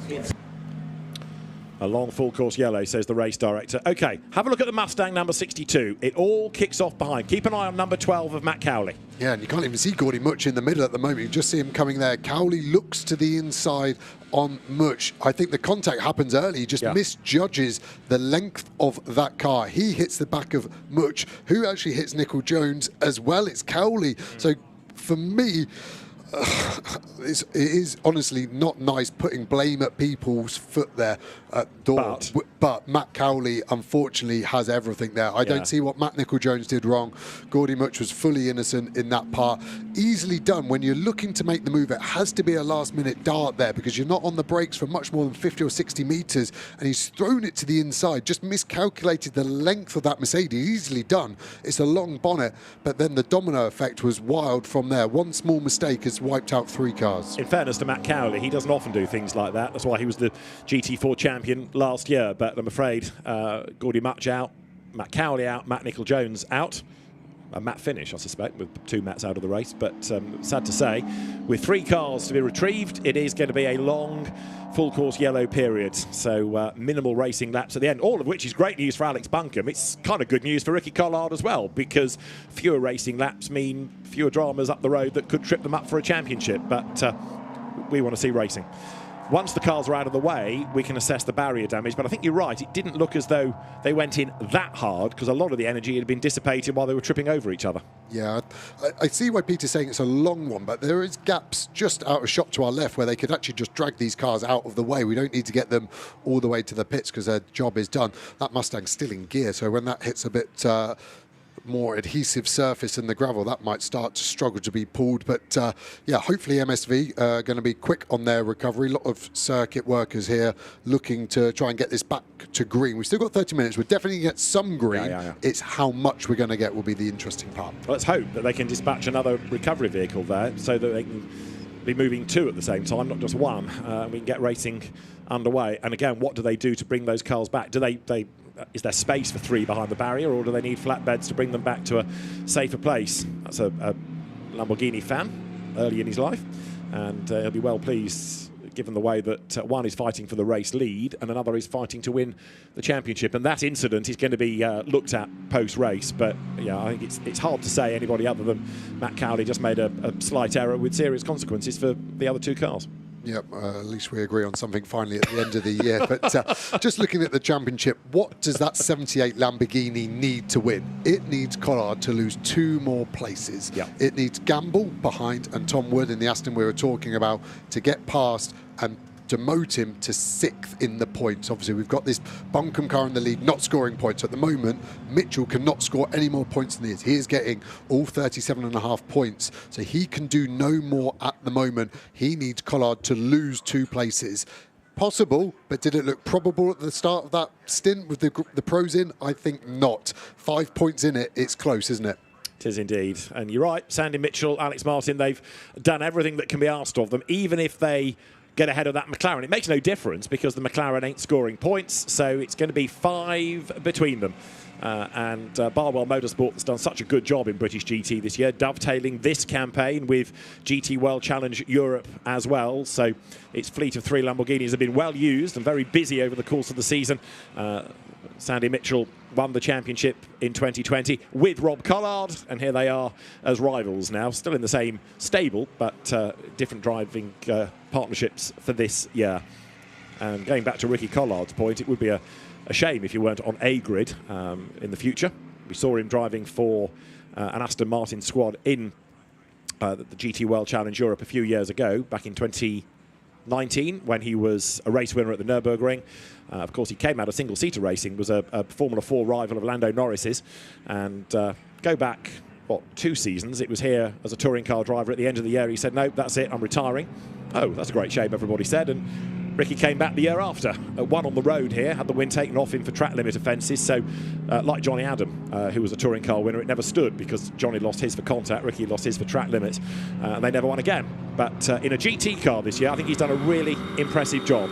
And Ricky is a free spirit, he's a good character, and perhaps because he's always smiling and because he is a character, people underrate him or don't really give him the credibility and the respect he deserves because he's very, very quick. Yeah, he doesn't stroll around as we see Matt Cowley actually looking a little sheepish without using another animal to put into that conversation. But yeah, that car will just be trying to get out of the way. The marshal's already got a tow rope attached to it, so I think they're going to just give it a big old yoink. The 62 has actually made it back, but that car's had a lot of contact today, almost. I think everyone not its fault as well. So they've had a hard rub of the green on the last race of the year in British GT.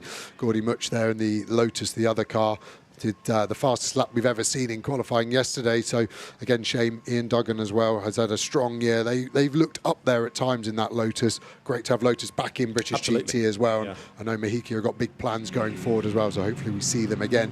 Just the purple light you see flashing on the back is just an ID light, by the way. It's normally used in Spa 24-hour races so the teams can see which is their car going down pit lane or past them. Look at the amount of recovery trucks. Fair play to Jonathan Palmer, the owner of MSV, has really invested there. And we've got 29 minutes remaining. How are we looking? I would say hopefully we could be going to safety car, maybe with 20 minutes remaining, looking to go green with 15 or so minutes, which would be there. Just my question to you now, Ricky Collard, lovely guy, would be much quicker if he walked around with aviators on and a set of beats like all the drivers do. But yeah, he is a real character, and that should be celebrated for sure, and he's done a mega job this year. But if you are Ricky now, with Tom Gamble behind you, you can lose that one place to Tom Gamble and still win the championship. But if you lose another one to Tom Wood in the Aston, you don't. Do you defend straight away or do you let it go? You know Ricky well as a character from everything you've done. Where do you think his head is at right now? I think he'll attack. I think he's that sort of a racer because he doesn't have any traffic in between him and Tom Gamble. And I think given what his father was doing in the first stint, I think Ricky will go on the attack. He'll try and, even if he can't gain any further places, by trying to get up with Sam Neary, he'll try and stretch the gap. So I think he'll push. I don't think Ricky is the kind of character to open the door and say, after you, Claude. He'll be on the attack. He'll try and get away, and if he can gain another place to be on the safe side, then he will. But gaining that place has got to be done in a safe, non-desperate way, if that makes sense. Yeah, so if Claude Gamble gets near him, he's not going to let him go. But the interesting bit, when you look behind, Gamble's fastest lap of the race, 0.4 of a second quicker than Collard's. Wood behind has got the fastest lap of the race. We missed that in the melee. I think he must have just popped that in before the four-course yellow. So that Aston Martin's done the fastest lap of the race. So we said how impressed we were with Tom Wood, and he's backed up our views too there. 24.0, so very, very quick lap time by Tom Wood. So there is Collard, Gamble in that orange McLaren, then Wood behind him there. Interesting, we're not seeing the RGN car pull away under full-course yellow like it did under Cahill. So maybe that was a strategy from Josh Cahill, looking to do a shorter distance under full-course yellow. Maybe that's something he's learned at United Autosports, but interesting to actually find out there because it's a nice little life hack. So Sandy Mitchell, second in the queue, can do no more in terms of gaining points. Frustration, possibly, for co-driver Alex Martin. Just waiting to see what pans out. And Alex is with Bryn Lucas in the pit lane. I'd say fairly resigned, actually, at the moment to what's going on here. Full course yellow safety cars happening for you at the wrong moment. Yeah, I mean, full course yellow, I think that effectively made our teammates' time penalty from a 20-second to a 5-second loss, you know. But that's just the way the cookie crumbles, as they say. Looking at it, though, there will be a restart likely under a safety car as well, so everyone's going to Constantina back up, and Gamble is behind Ricky, and he's going to go for it, surely. Yeah, I mean, Gamble is an incredibly quick driver, and the McLarens are really, really fast on the straights. I mean, I was doing everything I could to hang on to the car in front of me, and I felt like I was out-braking him, and slightly more apex and corner speed, but every time we got on the straight, they just went. But that's you know, part of GT racing. Every car has their strong points. You seem very composed at the moment. I'm sure inside you're feeling very deflated that you expect to not win the championship, but it could change. Oh, I mean, look, I made a couple of errors this year. You know, I'm new to the championship. I'm new to GT3 racing. I'm new to multi-class racing. It's been a big learning curve, and I haven't been on the UK circuits for like 5 years or so. So it's been a great year though. The two mistakes, well, one, Silverstone was not your fault, obviously, but then the penalty that you got at Snetterton was a real shame for you in the championship push. Yeah, I mean, that was just silly. That was me trying to be too clever. Obviously, we have in-car that tells us when there's a yellow, but the rules are you can overtake up until the first flag. Unfortunately, the flag I saw in front of me wasn't the first flag because I'd already passed one that I didn't see. So if I'd have just played it cool, we probably would have had that win. The clipping the floppy bit of rubber in Donington, I think everybody was doing it. I just was the unlucky car that got the puncture. I can't say I can't take responsibility for that. But yeah.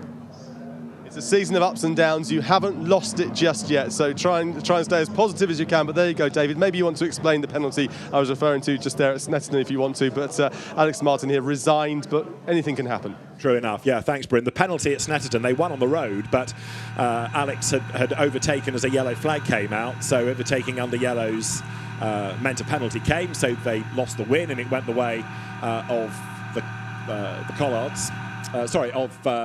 Kevin Say and Maxi Goetz, I should say, and it cost them some time. So that was one penalty that they had to worry about. They got taken out of a race by a returning car elsewhere and suffered at Donington as well. The number 61 Mustang has been assaulted under the safety car by number 9. We mentioned this a while ago, but that's the evidence of it. So we talked about the Mustang having damage. It's been given a black and orange flag to sort it out, and it's come into the pit lane. The other thing we just ought to tidy up as well is we've been praising Tom Wood for how well he was going, and yes, he has done the fastest lap, but that Aston Martin that he drives doesn't score points. So even if that were to get ahead of Ricky Collard, it wouldn't make any odds because it doesn't score points, doesn't affect things. Away goes the Mustang. Matt Cowley's car has been put back onto the ground, but it needs to be put onto a flatbed because that's got too much damage to allow that to be driven away. So there's that incident is being investigated. The black and orange mechanical warning meatball flag for the Mustang has just been served, so that's now done and dusted. We've got, 23 3/4 minutes of the race to go. Incident still being attended to.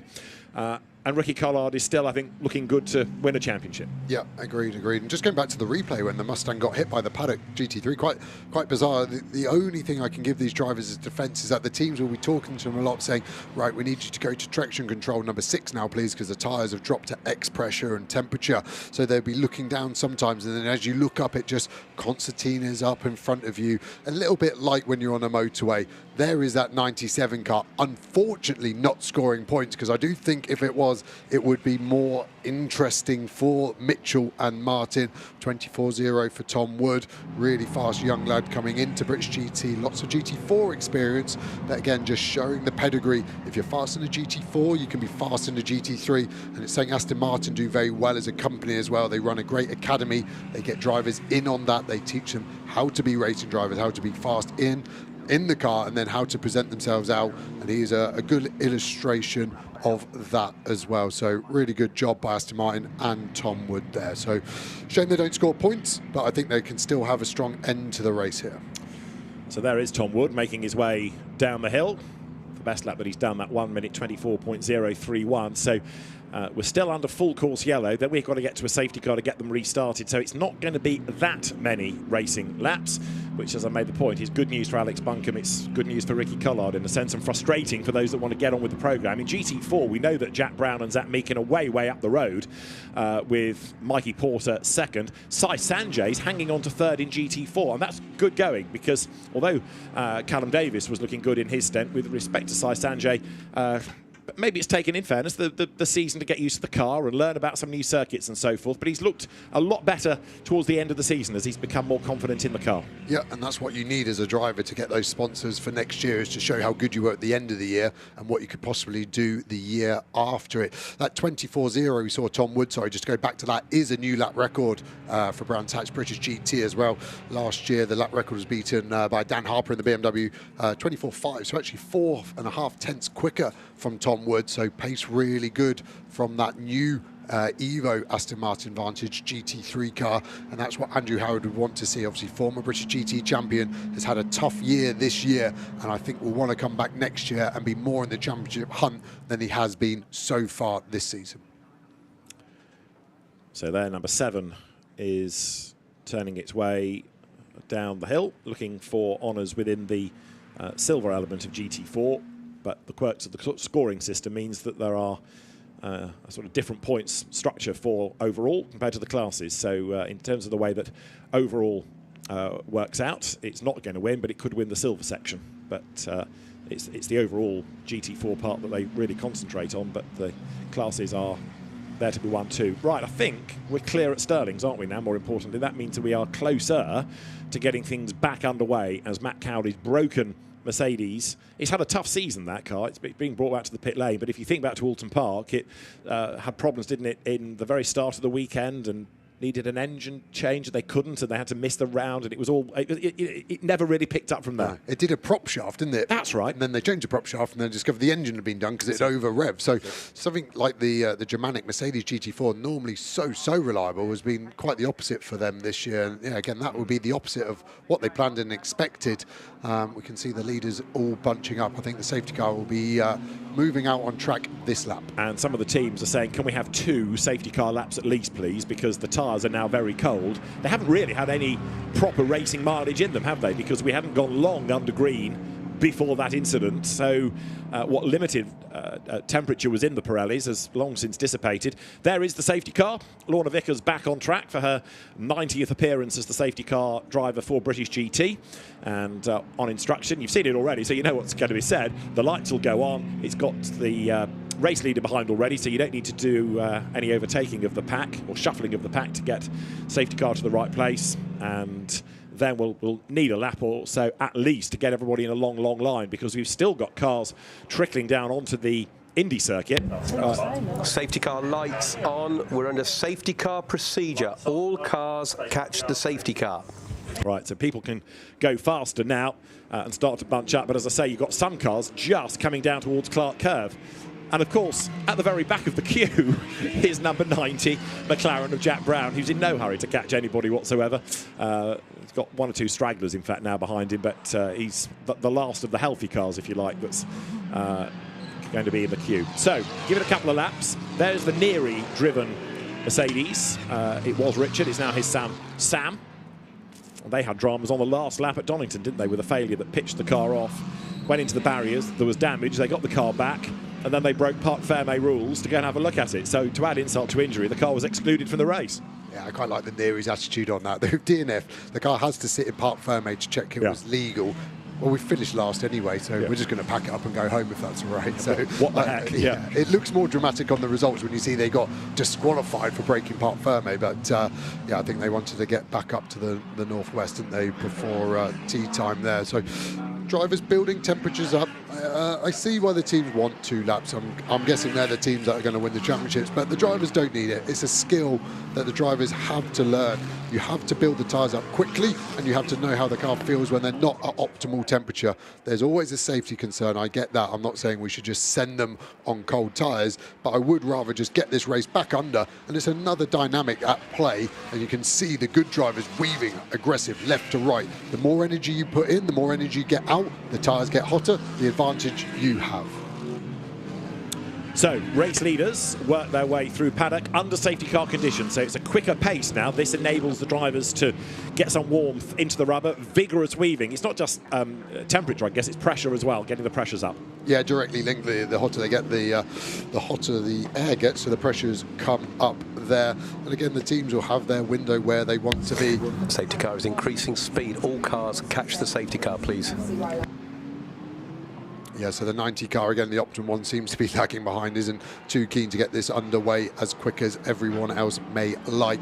But yeah, you're just working it. The brakes are the big ones. They're huge brakes on the GT3s, and they're happy to operate anything up to 800 degrees. So you imagine these big metal discs spinning around the inside of the wheel. That 800 degree temperature goes into the rim, into the tyre, so you can generate a lot there. Normally turn the traction control either off or down and just light it up out the corners, get some cool pictures, but also some surface temperature as well in the rear tyre. So it's a good skill set to learn, and we're lucky as British drivers that you learn it quite quickly because it's always cold like this. 10 degrees this weekend has been a real season change for the finale here at Brands. Now, last time we went green from the safety car, Sandy Mitchell couldn't really have a go at Alex Buncombe. Now he looks a lot more toey. He's right there, isn't he, giving energetic chase even under the safety car, as though he realises that, you know, this is his last chance. Even if he can't win a championship, he wants to win the race. Yeah, I actually would now go the other way. Now I've had one restart as Sandy Mitchell and it looked like Buncombe was a bit quicker. I would actually leave a bit of a gap to him, because if Buncombe made a little mistake and then that held you up, that might get you overtaken. I'd actually almost just let Buncombe go. Take the glory, you've won the race, but I'm getting maximum points because that RJM McLaren isn't. I would actually stay back and worry about Clutton and just almost do my own safety car restart behind Buncombe. Nearly overlapped though there, so not much lagging back for the minute. There they go. Buncombe from Mitchell, from Clutton, from Neary, from Collard, from Gamble, from Wood. So you've got the leading 7 all in a line, all GT3 cars. 8th, Lewis Plato on the lead lap as well, and behind him should be 9th, Adam Smalley. Yes, 10th is Hugo Cook, the man from Northwich. 11th is Martin Plowman's black McLaren. 12th is Callum McLeod in the green Mercedes, and there is number 7, which is a lap down effectively on its GT4 lead car, number 90 McLaren, the category leader. So it's a GT3 fight to the end, isn't it? There are lots to shake out of GT3. Yeah, although GT4, interestingly, the way it's fallen with the safety car, we know the 90 Optimum McLaren is going to win the overall championship, but Porter and Day would win the silver title like this, and Dawson and Morris would win the Pro-Am. So it's a bit like school sports day at the moment. Everyone's a winner, brilliant. That's the main championship, the 90 car. I'm not trying to detract from that, but those other cars are still going to be having a big trophy at the end of season party. So let's see. What we've got to focus on is Collard and the cars behind. He needs to get overtaken by 2, and Tom Gamble in the green Aston doesn't count. So it needs to be that BMW or Smalley, I think, are the most likely ones to obviously do that. Otherwise, it's their championship with 14 minutes to go. So with the cold temperatures, there's going to be one more lap afforded to the teams to get warmth into the tyres, so they'll go once more around. There are some teams that couldn't care less. There are lots of other teams that want to get on with it because they've got something to salvage. Optimum are heading, it seems, for the outright GT4 Drivers' Championship for Zach Meakin and Jack Brown to right the wrongs of last year. RJN look like they could be heading as a team for a race win, courtesy of Josh Cagill, for a first ever British GT win for Josh and Alex Buncombe. And it looks as though the Collards are set for the Drivers' title.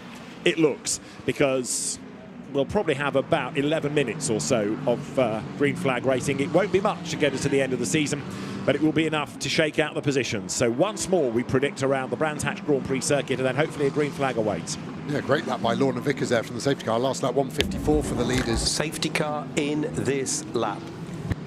So yeah, we're going to get a 6-7 lap shootout to the end by the time we get back to green, and it's going to be interesting to see who's got the pace. Do you want me to do my safety cars, breed safety cars line now, or should we just hope it doesn't need to be said?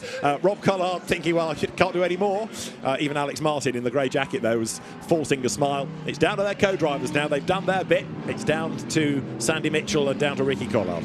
Yeah, great to see how relaxed he still looks. And they're on the same side of the garage. Had a long chat with Mark Lemmerbar. Well, team owner earlier, and he said it's going to be a difficult pack-up because there's going to be one team very happy and one team not so happy, but he wants the winning car to celebrate. You don't want to feel guilty for the other side. It's well-deserved, and a championship normally goes to the people who deserved it, and this year I think that is definitely going to be the case either way, luckily. Cars concertina up again, really slowing up into this final sector. Safety car in this lap. Confirmation then that we'll go racing at the end of the lap.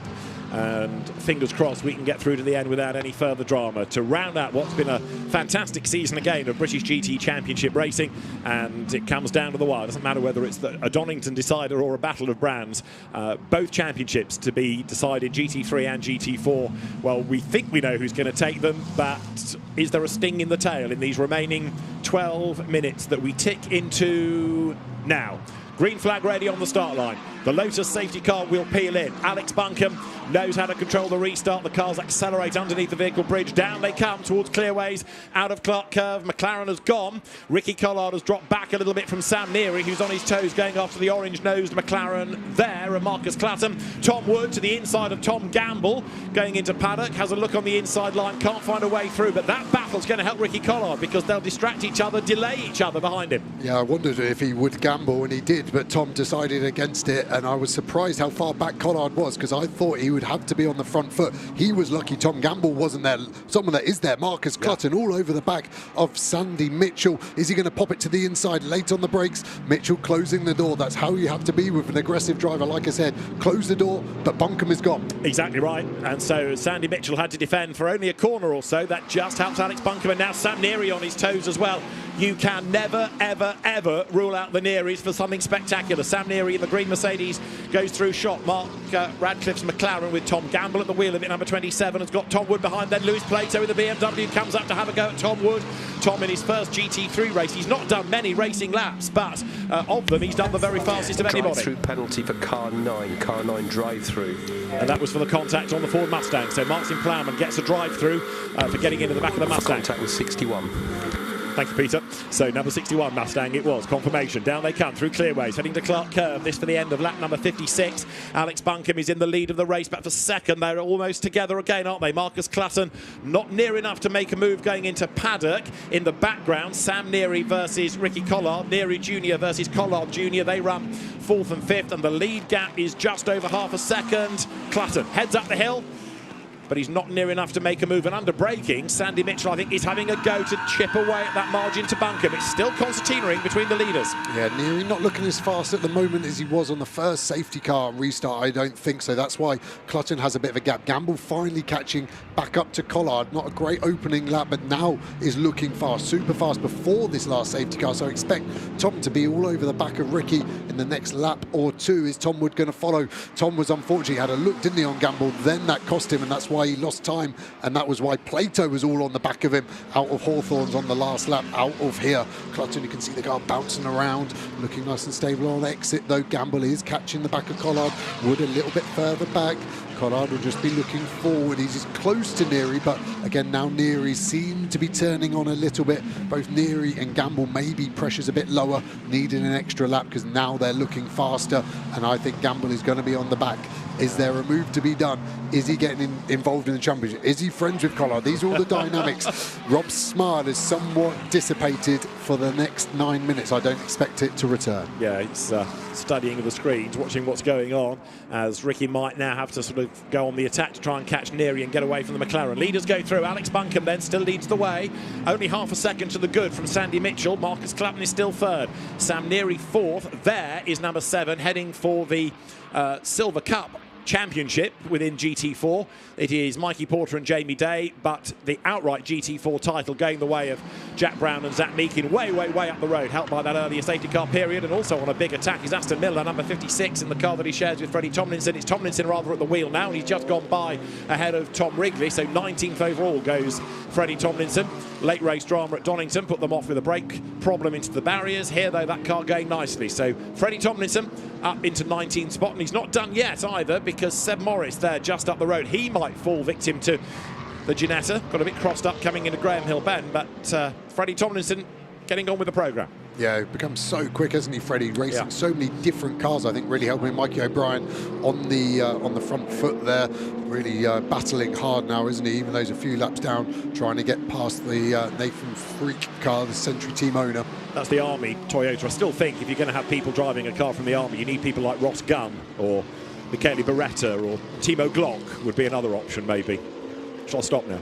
Really good. It actually hurts me that I'm smiling to it, but yeah, very good. But luckily, Mikey O'Brien's just as fast as those other weapons. He's quite a big weapon himself, and he's down the inside, and he is clear of Freak. Absolutely right. So the Toyota on the attack, but it lost time with a couple of enforced pit stops early on. So it's way down the order, but it's good to have the car back. Missed Donington, remember, and in the sort of camouflage livery.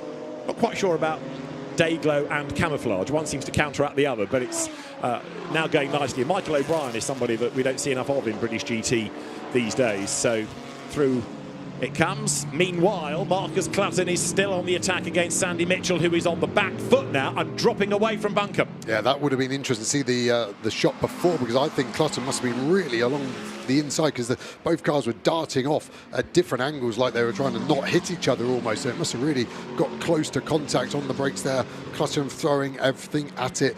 This is, remember, for the most points, the RGN car not scoring, so second on the road, but first in the points. Clutton losing a little bit of time. Through these faster corners, the dirty air obviously affects you much, much more, so it's hard to follow that close. Gamble is on the back at Collard as well. 6 minutes remaining. Are we going to see a change of position there? Doesn't look like Tom Wood's be able to stick with Gamble as much. He's within a second, but not as close as he was at the start of this restart. Through Clark Curve they come. Ricky Collard doing everything to win a championship. He's not throwing undue caution to the wind. He's not being caught by that McLaren. He's not getting himself too close to the Mercedes that therefore might jeopardise a battle. It's knowing when to hold and when to fold, isn't it? When a championship is on the line and you've got 6 minutes of your season to go. Yeah, and you put so much into this season. It's obviously got to finish at some point, but it's getting close, and everyone is now starting to throw their final hand down. Everything they've got, especially these pros that may be out of contract or without an agreement for next year, they've got to tread a fine line. I've been in it myself in a decider, and you kind of go, well, I need to make sure I look like I'm fast, but I don't want to damage the car and give the owner 20,000, 30,000 pounds worth of damage to then think how much they hate me over winter if they're going to let me drive. So it is a really hard position to be in as a pro sometimes, just finding the right balance of risk versus reward. Seeing the Sai Sanjay car 95 down the inside of the 17 Ram car. Nice clean move there. I think that pace of the Race Lab 95 car, sorry, looks strong, but saying that, the Mercedes gets a mega run there into turn 4. Are they going to be able to get a run there, as we see a little defence but fair? That's for third in GT4. So you've got the now Harry George driven Ram Racing Mercedes with a wheel hooked over the curb there. Seb Morris, he's about to lose out, isn't he, because the Ginetta gets up the inside, and also Tom Wrigley's BMW goes through as well. So Seb Morris losing places in this stint. That was a car we were getting excited about pre-race and early on with Charles Dawson's efforts, but Seb Morris, for whatever reason, losing ground here. Yeah, the pace just hasn't been there at all, has it? And I'm surprised. I thought that car was getting stronger, but the last couple of rounds maybe just started to wane a little bit. But Tomlinson, you called it a couple of laps ago, easily past Morris now and pulling away. Can he get Holland in the same type of car, run by different teams again? Harry George hustling on. He hasn't really lost much time running up to the trench that we know is getting dug out, brought more mud onto that corner. The drivers now contending with different conditions per different corner, depending on what's being dragged on, different surfaces. There's so much at play here. It really does look like Tomlinson is the man on the move. Wide out there, big drift, setting down the rubber. Lovely set of 11s, but that has lost him a little bit of time. Any energy spent going sideways is energy that could have been used to go forwards, and I think that is why he's now on the defence from Wrigley in the Century BMW. This battle keeps going. Under 4 minutes remaining. It looks at the front of GT3 on the timing like it's calm, and this is going to be a flashpoint again, like we saw, which bred the last safety car. True enough, with 3.5 minutes on the clock, Alex Buncombe just edging away from Sandy Mitchell up the road. There they are, McLaren, Lamborghini, McLaren, Mercedes, with 77 Marcus Klassen, having dropped back a little bit on that last lap. But Alex Buncombe knows how to win in GT races. He knows how to win championships. He's had a tough season. He's not done every round of the series. Those that he has have all been wet. Made a real change to drive in the dry. So for Bob Neville's team, this will be quite something by the end, if they can hang on for 3 more minutes. There is Ricky Collard heading for championship success. It seems it will be a maiden GT crown for Ricky, a second British GT title for Rob, and there Tom Gamble coming through in 27 McLaren. That car now in 6th place. His brother Harry is racing here as well in the Ginetta GT Academy this weekend.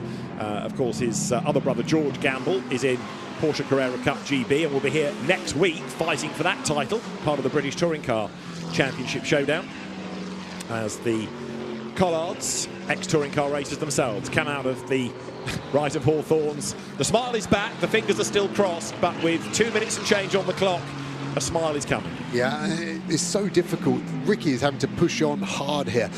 So he's winning the championship, doesn't need risk, but he has to still keep pushing as hard as he can, and that's a hard thing to really portray back home to the viewers what it's like. So imagine going to the gym and a personal trainer going, right, run your fastest kilometre you can do, please, on the treadmill. Right, perfect. Right, now you've got to do 10 of them. So you're pushing as hard as you can. You're giving it everything possible on the table while trying not to make a mistake and die effectively on that treadmill, and that is Ricky Collard doing a mega job of it so far. Gamble is on the rear of him, but the pace of Collard is strong enough where he's not getting swallowed up from the cars behind. 2 laps to go, I would offer you, as you go on board with Ricky C up towards Druids. Sam Neary ahead of him. Out of first gear from the hairpin. Second, he hooks down the hill into Graham Hill Bend. No steering wheel in this car. It's a what do you call it, a controller? It's not a full circle, is it? So it's a controller or a console, but Ricky Collard turns it sharp left onto the Grand Prix loop now. You can see how hard he's working. Like I said, he's flat out. There's lots of little corrections as the car starts to slide. Gamble right behind him. Looks like the Lamborghini's fairly straight, good in the end of the straight, so he isn't having to defend at the end of the straight. That's exactly what you want as a driver. He will, I'm sure, have been told that he could let Gamble pass and still be champion. I don't think he will want to or will do it, but there is that option there in case Gamble throws a Hail Mary deep down, bounces over the curb. See the front right of that McLaren right in the air. These drivers giving it everything they've got. One more lap coming up to finish up this British GT Championship of 2024. Down they come then with a lap to run. Less than a lap time left in the race, left in the season. As Alex Buncombe comes through, you're looking though at 5th on the road.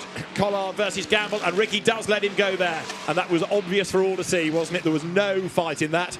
That was after you, Tom. So through on the inside line he goes, and Ricky Collard will have been on the radio. The team will have said, right, you can afford to lose not just that place, but actually the Aston Martin behind doesn't score points either. But let's not get involved in a fight. Bring it home, win the championship. And right now, they're doing exactly what is required to win a championship. The battle for second place in the race isn't done yet because Marcus Clatton's having one last push on this last lap.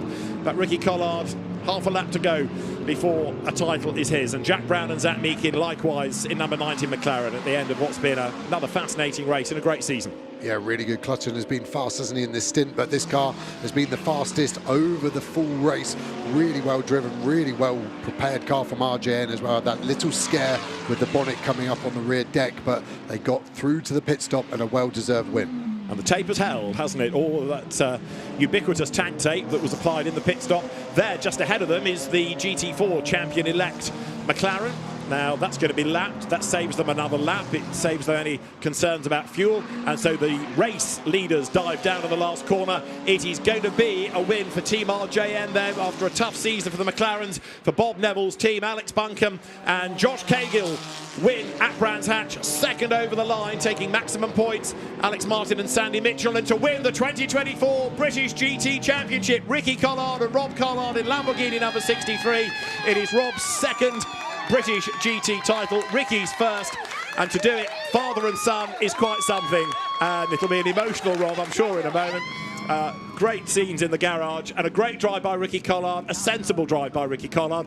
We've also got another champion to bring home, of course, number 90 McLaren, Jack Brown and Zach Meakin. That car has taken the checkered flag as well, so delighted Optimum, there it is, and they've done a good job as well all year. Yeah, they can sigh a big breath out now because they have finally done what they thought they were going to do last year, all running wide trying to get some pickup. But yeah, great to see Optimum Motorsports, Sean Goff, team boss there, raced for him for many and many years, do a great job, present a really good fast car, so congratulations to all the boys down at Optimum Motorsport. Alex Buncombe taking his first British GT win since 2012. Josh Cagill taking his first British GT win, and here to be in third in the GT4 race, Sai Sanjay, who has driven the race of his season, is just being able to keep Harry George at bay. They're going to be nose to tail as they make their way up towards the checkered flag. The McLaren stays ahead, and that means that Sai Sanjay is going to be on the podium after a very good drive to hang on in there. The Ginettas almost overlap at the end, but Tom Holland was ahead of Freddie Tomlinson by 0.130 of a second. And Seb Morris falling in the end down to third in Pro-Am. Way down the GT4 order, big shame. Mark Lemmer then in the grey jacket, the man behind Barwell Motorsport.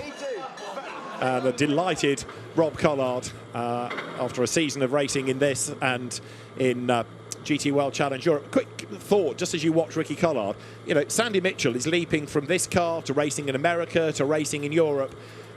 There are, what, 7 weekends of British GT. That's the only racing Ricky Collard does. So he's always kind of on the back foot in terms of mileage over a season against some of those people he's up against.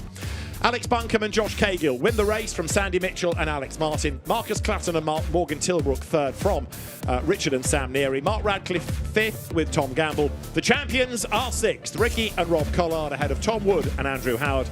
Carl Cavers eighth with Lewis Plato. Ninth Sean Balfe with Adam Smalley. Hugo Cook 10th with Sasha Kakad. In GT4, Zach Meakin and Jack Brown win the race and they win the championship from Mikey Porter and Jamie Day. Sai Sanjay and Callum Davis hang on just to that third place by a fifth of a second from Harry George and Luca Hopkinson. Ginetta's next. Colin White's car with Tom Holland ahead of Aston Miller and Freddie Tomlinson's entry. And after contact early on and a penalty, next up Tom Wrigley and Stuart Goff. And a long, long list of those that didn't make it to the end. Plenty of them with damage. Colin White and Tom Holland taking the Pro-Am win in GT4 for the first time this season. Bravo, Colin White, inveterate enthusiast, another driver that's come from Oval Racing. After a nasty shunt at Thruxton a couple of seasons ago, good to have him back racing and adding to the GT4 grid. There's a champion. That was Jack Brown you were looking at. He'll find Zach Meakin to start the celebrations in a moment. And down in Park Fairmate, Bryn Lucas is trying to round up drivers who at the moment, of course, are all busy celebrating either with their co-drivers or with their teams. And Rob Collard's got a long walk to go to the other end of the pit lane to go and find Ricky. So once he's finished socialising, off you go, Rob. We know that Rob can do lots of running because he's a marathon runner of years past. Matt Suckling, the circuit commentator, is going to have to join him on the walk up the pit lane to try and grab a word. However, Alex Buncombe is a happy man. There you can just see in the background Josh Cagill. But Alex Buncombe can celebrate a race victory. He might even be joined by Josh Cagill in the nick of time. Bryn Lucas is there with our race winners. Bryn. I am indeed, and a big embrace from them as well. It's been a great, great performance between Josh and Alex here. You could just maybe hear what they're saying. A great performance there between both. Alex, I mean, you brought this one home. Your eyes weren't really on the championship. You weren't really going to get involved in the championship, but it was a fantastic victory, wasn't it? It was, yeah. It's really amazing to come back. You know, we've had such a up and down year, more down than up, it has to be said, but to come back here for the last round and win is just, yeah, I'm just ecstatic. It feels like I've won the championship, honestly. It's absolutely amazing. The team, I don't know what they've done with the car since the last round, but the car's just awesome to drive now. It just, you can place the car where you want, and it's got grip, which is what a driver wants. So Josh did a great, opening stint. He did the hard yards. He had quite a lot of pressure, and yeah, he's well used to that. So there was also a slight concern, wasn't there, with a bit of damage to the car, Josh? Yeah, I didn't realise, to be honest, until I came in. But I think the rear engine cover flicked up with about 15 minutes to go. So yeah, I was blissfully unaware. But yeah, glad we survived. But mega job by Al, mega job by the team. So yeah, thank you. Very, very well done. Now we're going to go for a quick walk show because Ricky Collard is just over here. Stuart, let's go and find him because Ricky Collard will have the biggest smile. He's normally got a big white beaming smile on his face here as he gets a lot of applause from people. Matt Acton getting in on the action here as well. Ricky Collard.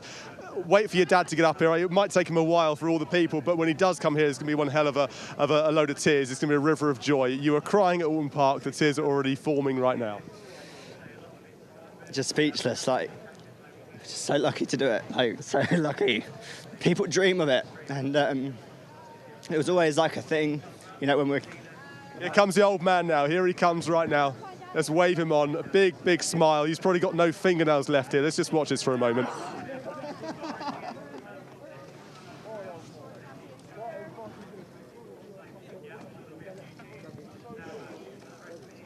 Well, Rob, we caught you at Alton Park. We caught the tears between the both of you at Alton Park when you won a race at the start of the season, and you both said it's all about making memories. You've made another one. You've won 2 of these titles now. I'm sure this one's slightly more meaningful to you, the fact it's with your boy. Yeah, absolutely. I'm a bit stuck for words, really. You sort of think about things, if it goes well this weekend, but we never want to count our chickens before the Hatch show. Like with what happened yesterday, we were on the back foot. under a bit of pressure, you know, but we just kept it real. And I said to you many a times this year, just trust the process, have faith, and it'll come right, and it has. And just to race for Ricky this year has been an absolute dream. He's such a happy-go-lucky sort of guy, and I think he's right on the radar for people for next year. Well, you were saying you wanted a job, didn't you? It's a good advert. That's why I want to say it. But no, it's like I said at the start of the show. It's, you know, you dream of doing things as a family, and you know. Granddad and everyone. It's the emotion that we love. It's the emotion. Look, well done, both of you are GT champions. GT3, British GT 2024. Well done. Yeah, no, thank you. It is. We've had a lot of battles over the years, and we've always stuck together. And you know, us as a family are so strong. So I'm super proud of him. Super proud of Barwell. The Lamborghini car has been absolutely stunning all year, and so proud to win the championship again, and especially to win it with Ricky. And got to see what we're going to do over the winter now. Be proud of yourself as well. Well done, gents. Go and celebrate. Drink some champagne. Just to make the point about Grandad that Ricky Collard was referencing, grandfather was Mick Collard, Mick Duffy Collard. Those of you that follow hot rod racing will know the name from the 1970s and the 1980s. One of the great characters, one of the great legends of hot rod racing, and what a dynasty he has created through Rob, through Ricky and Jordan Collard that we've seen on British GT grids in the past as well. The 2024 British GT champions, Rob Collard, Ricky Collard, for Barwell Motorsport.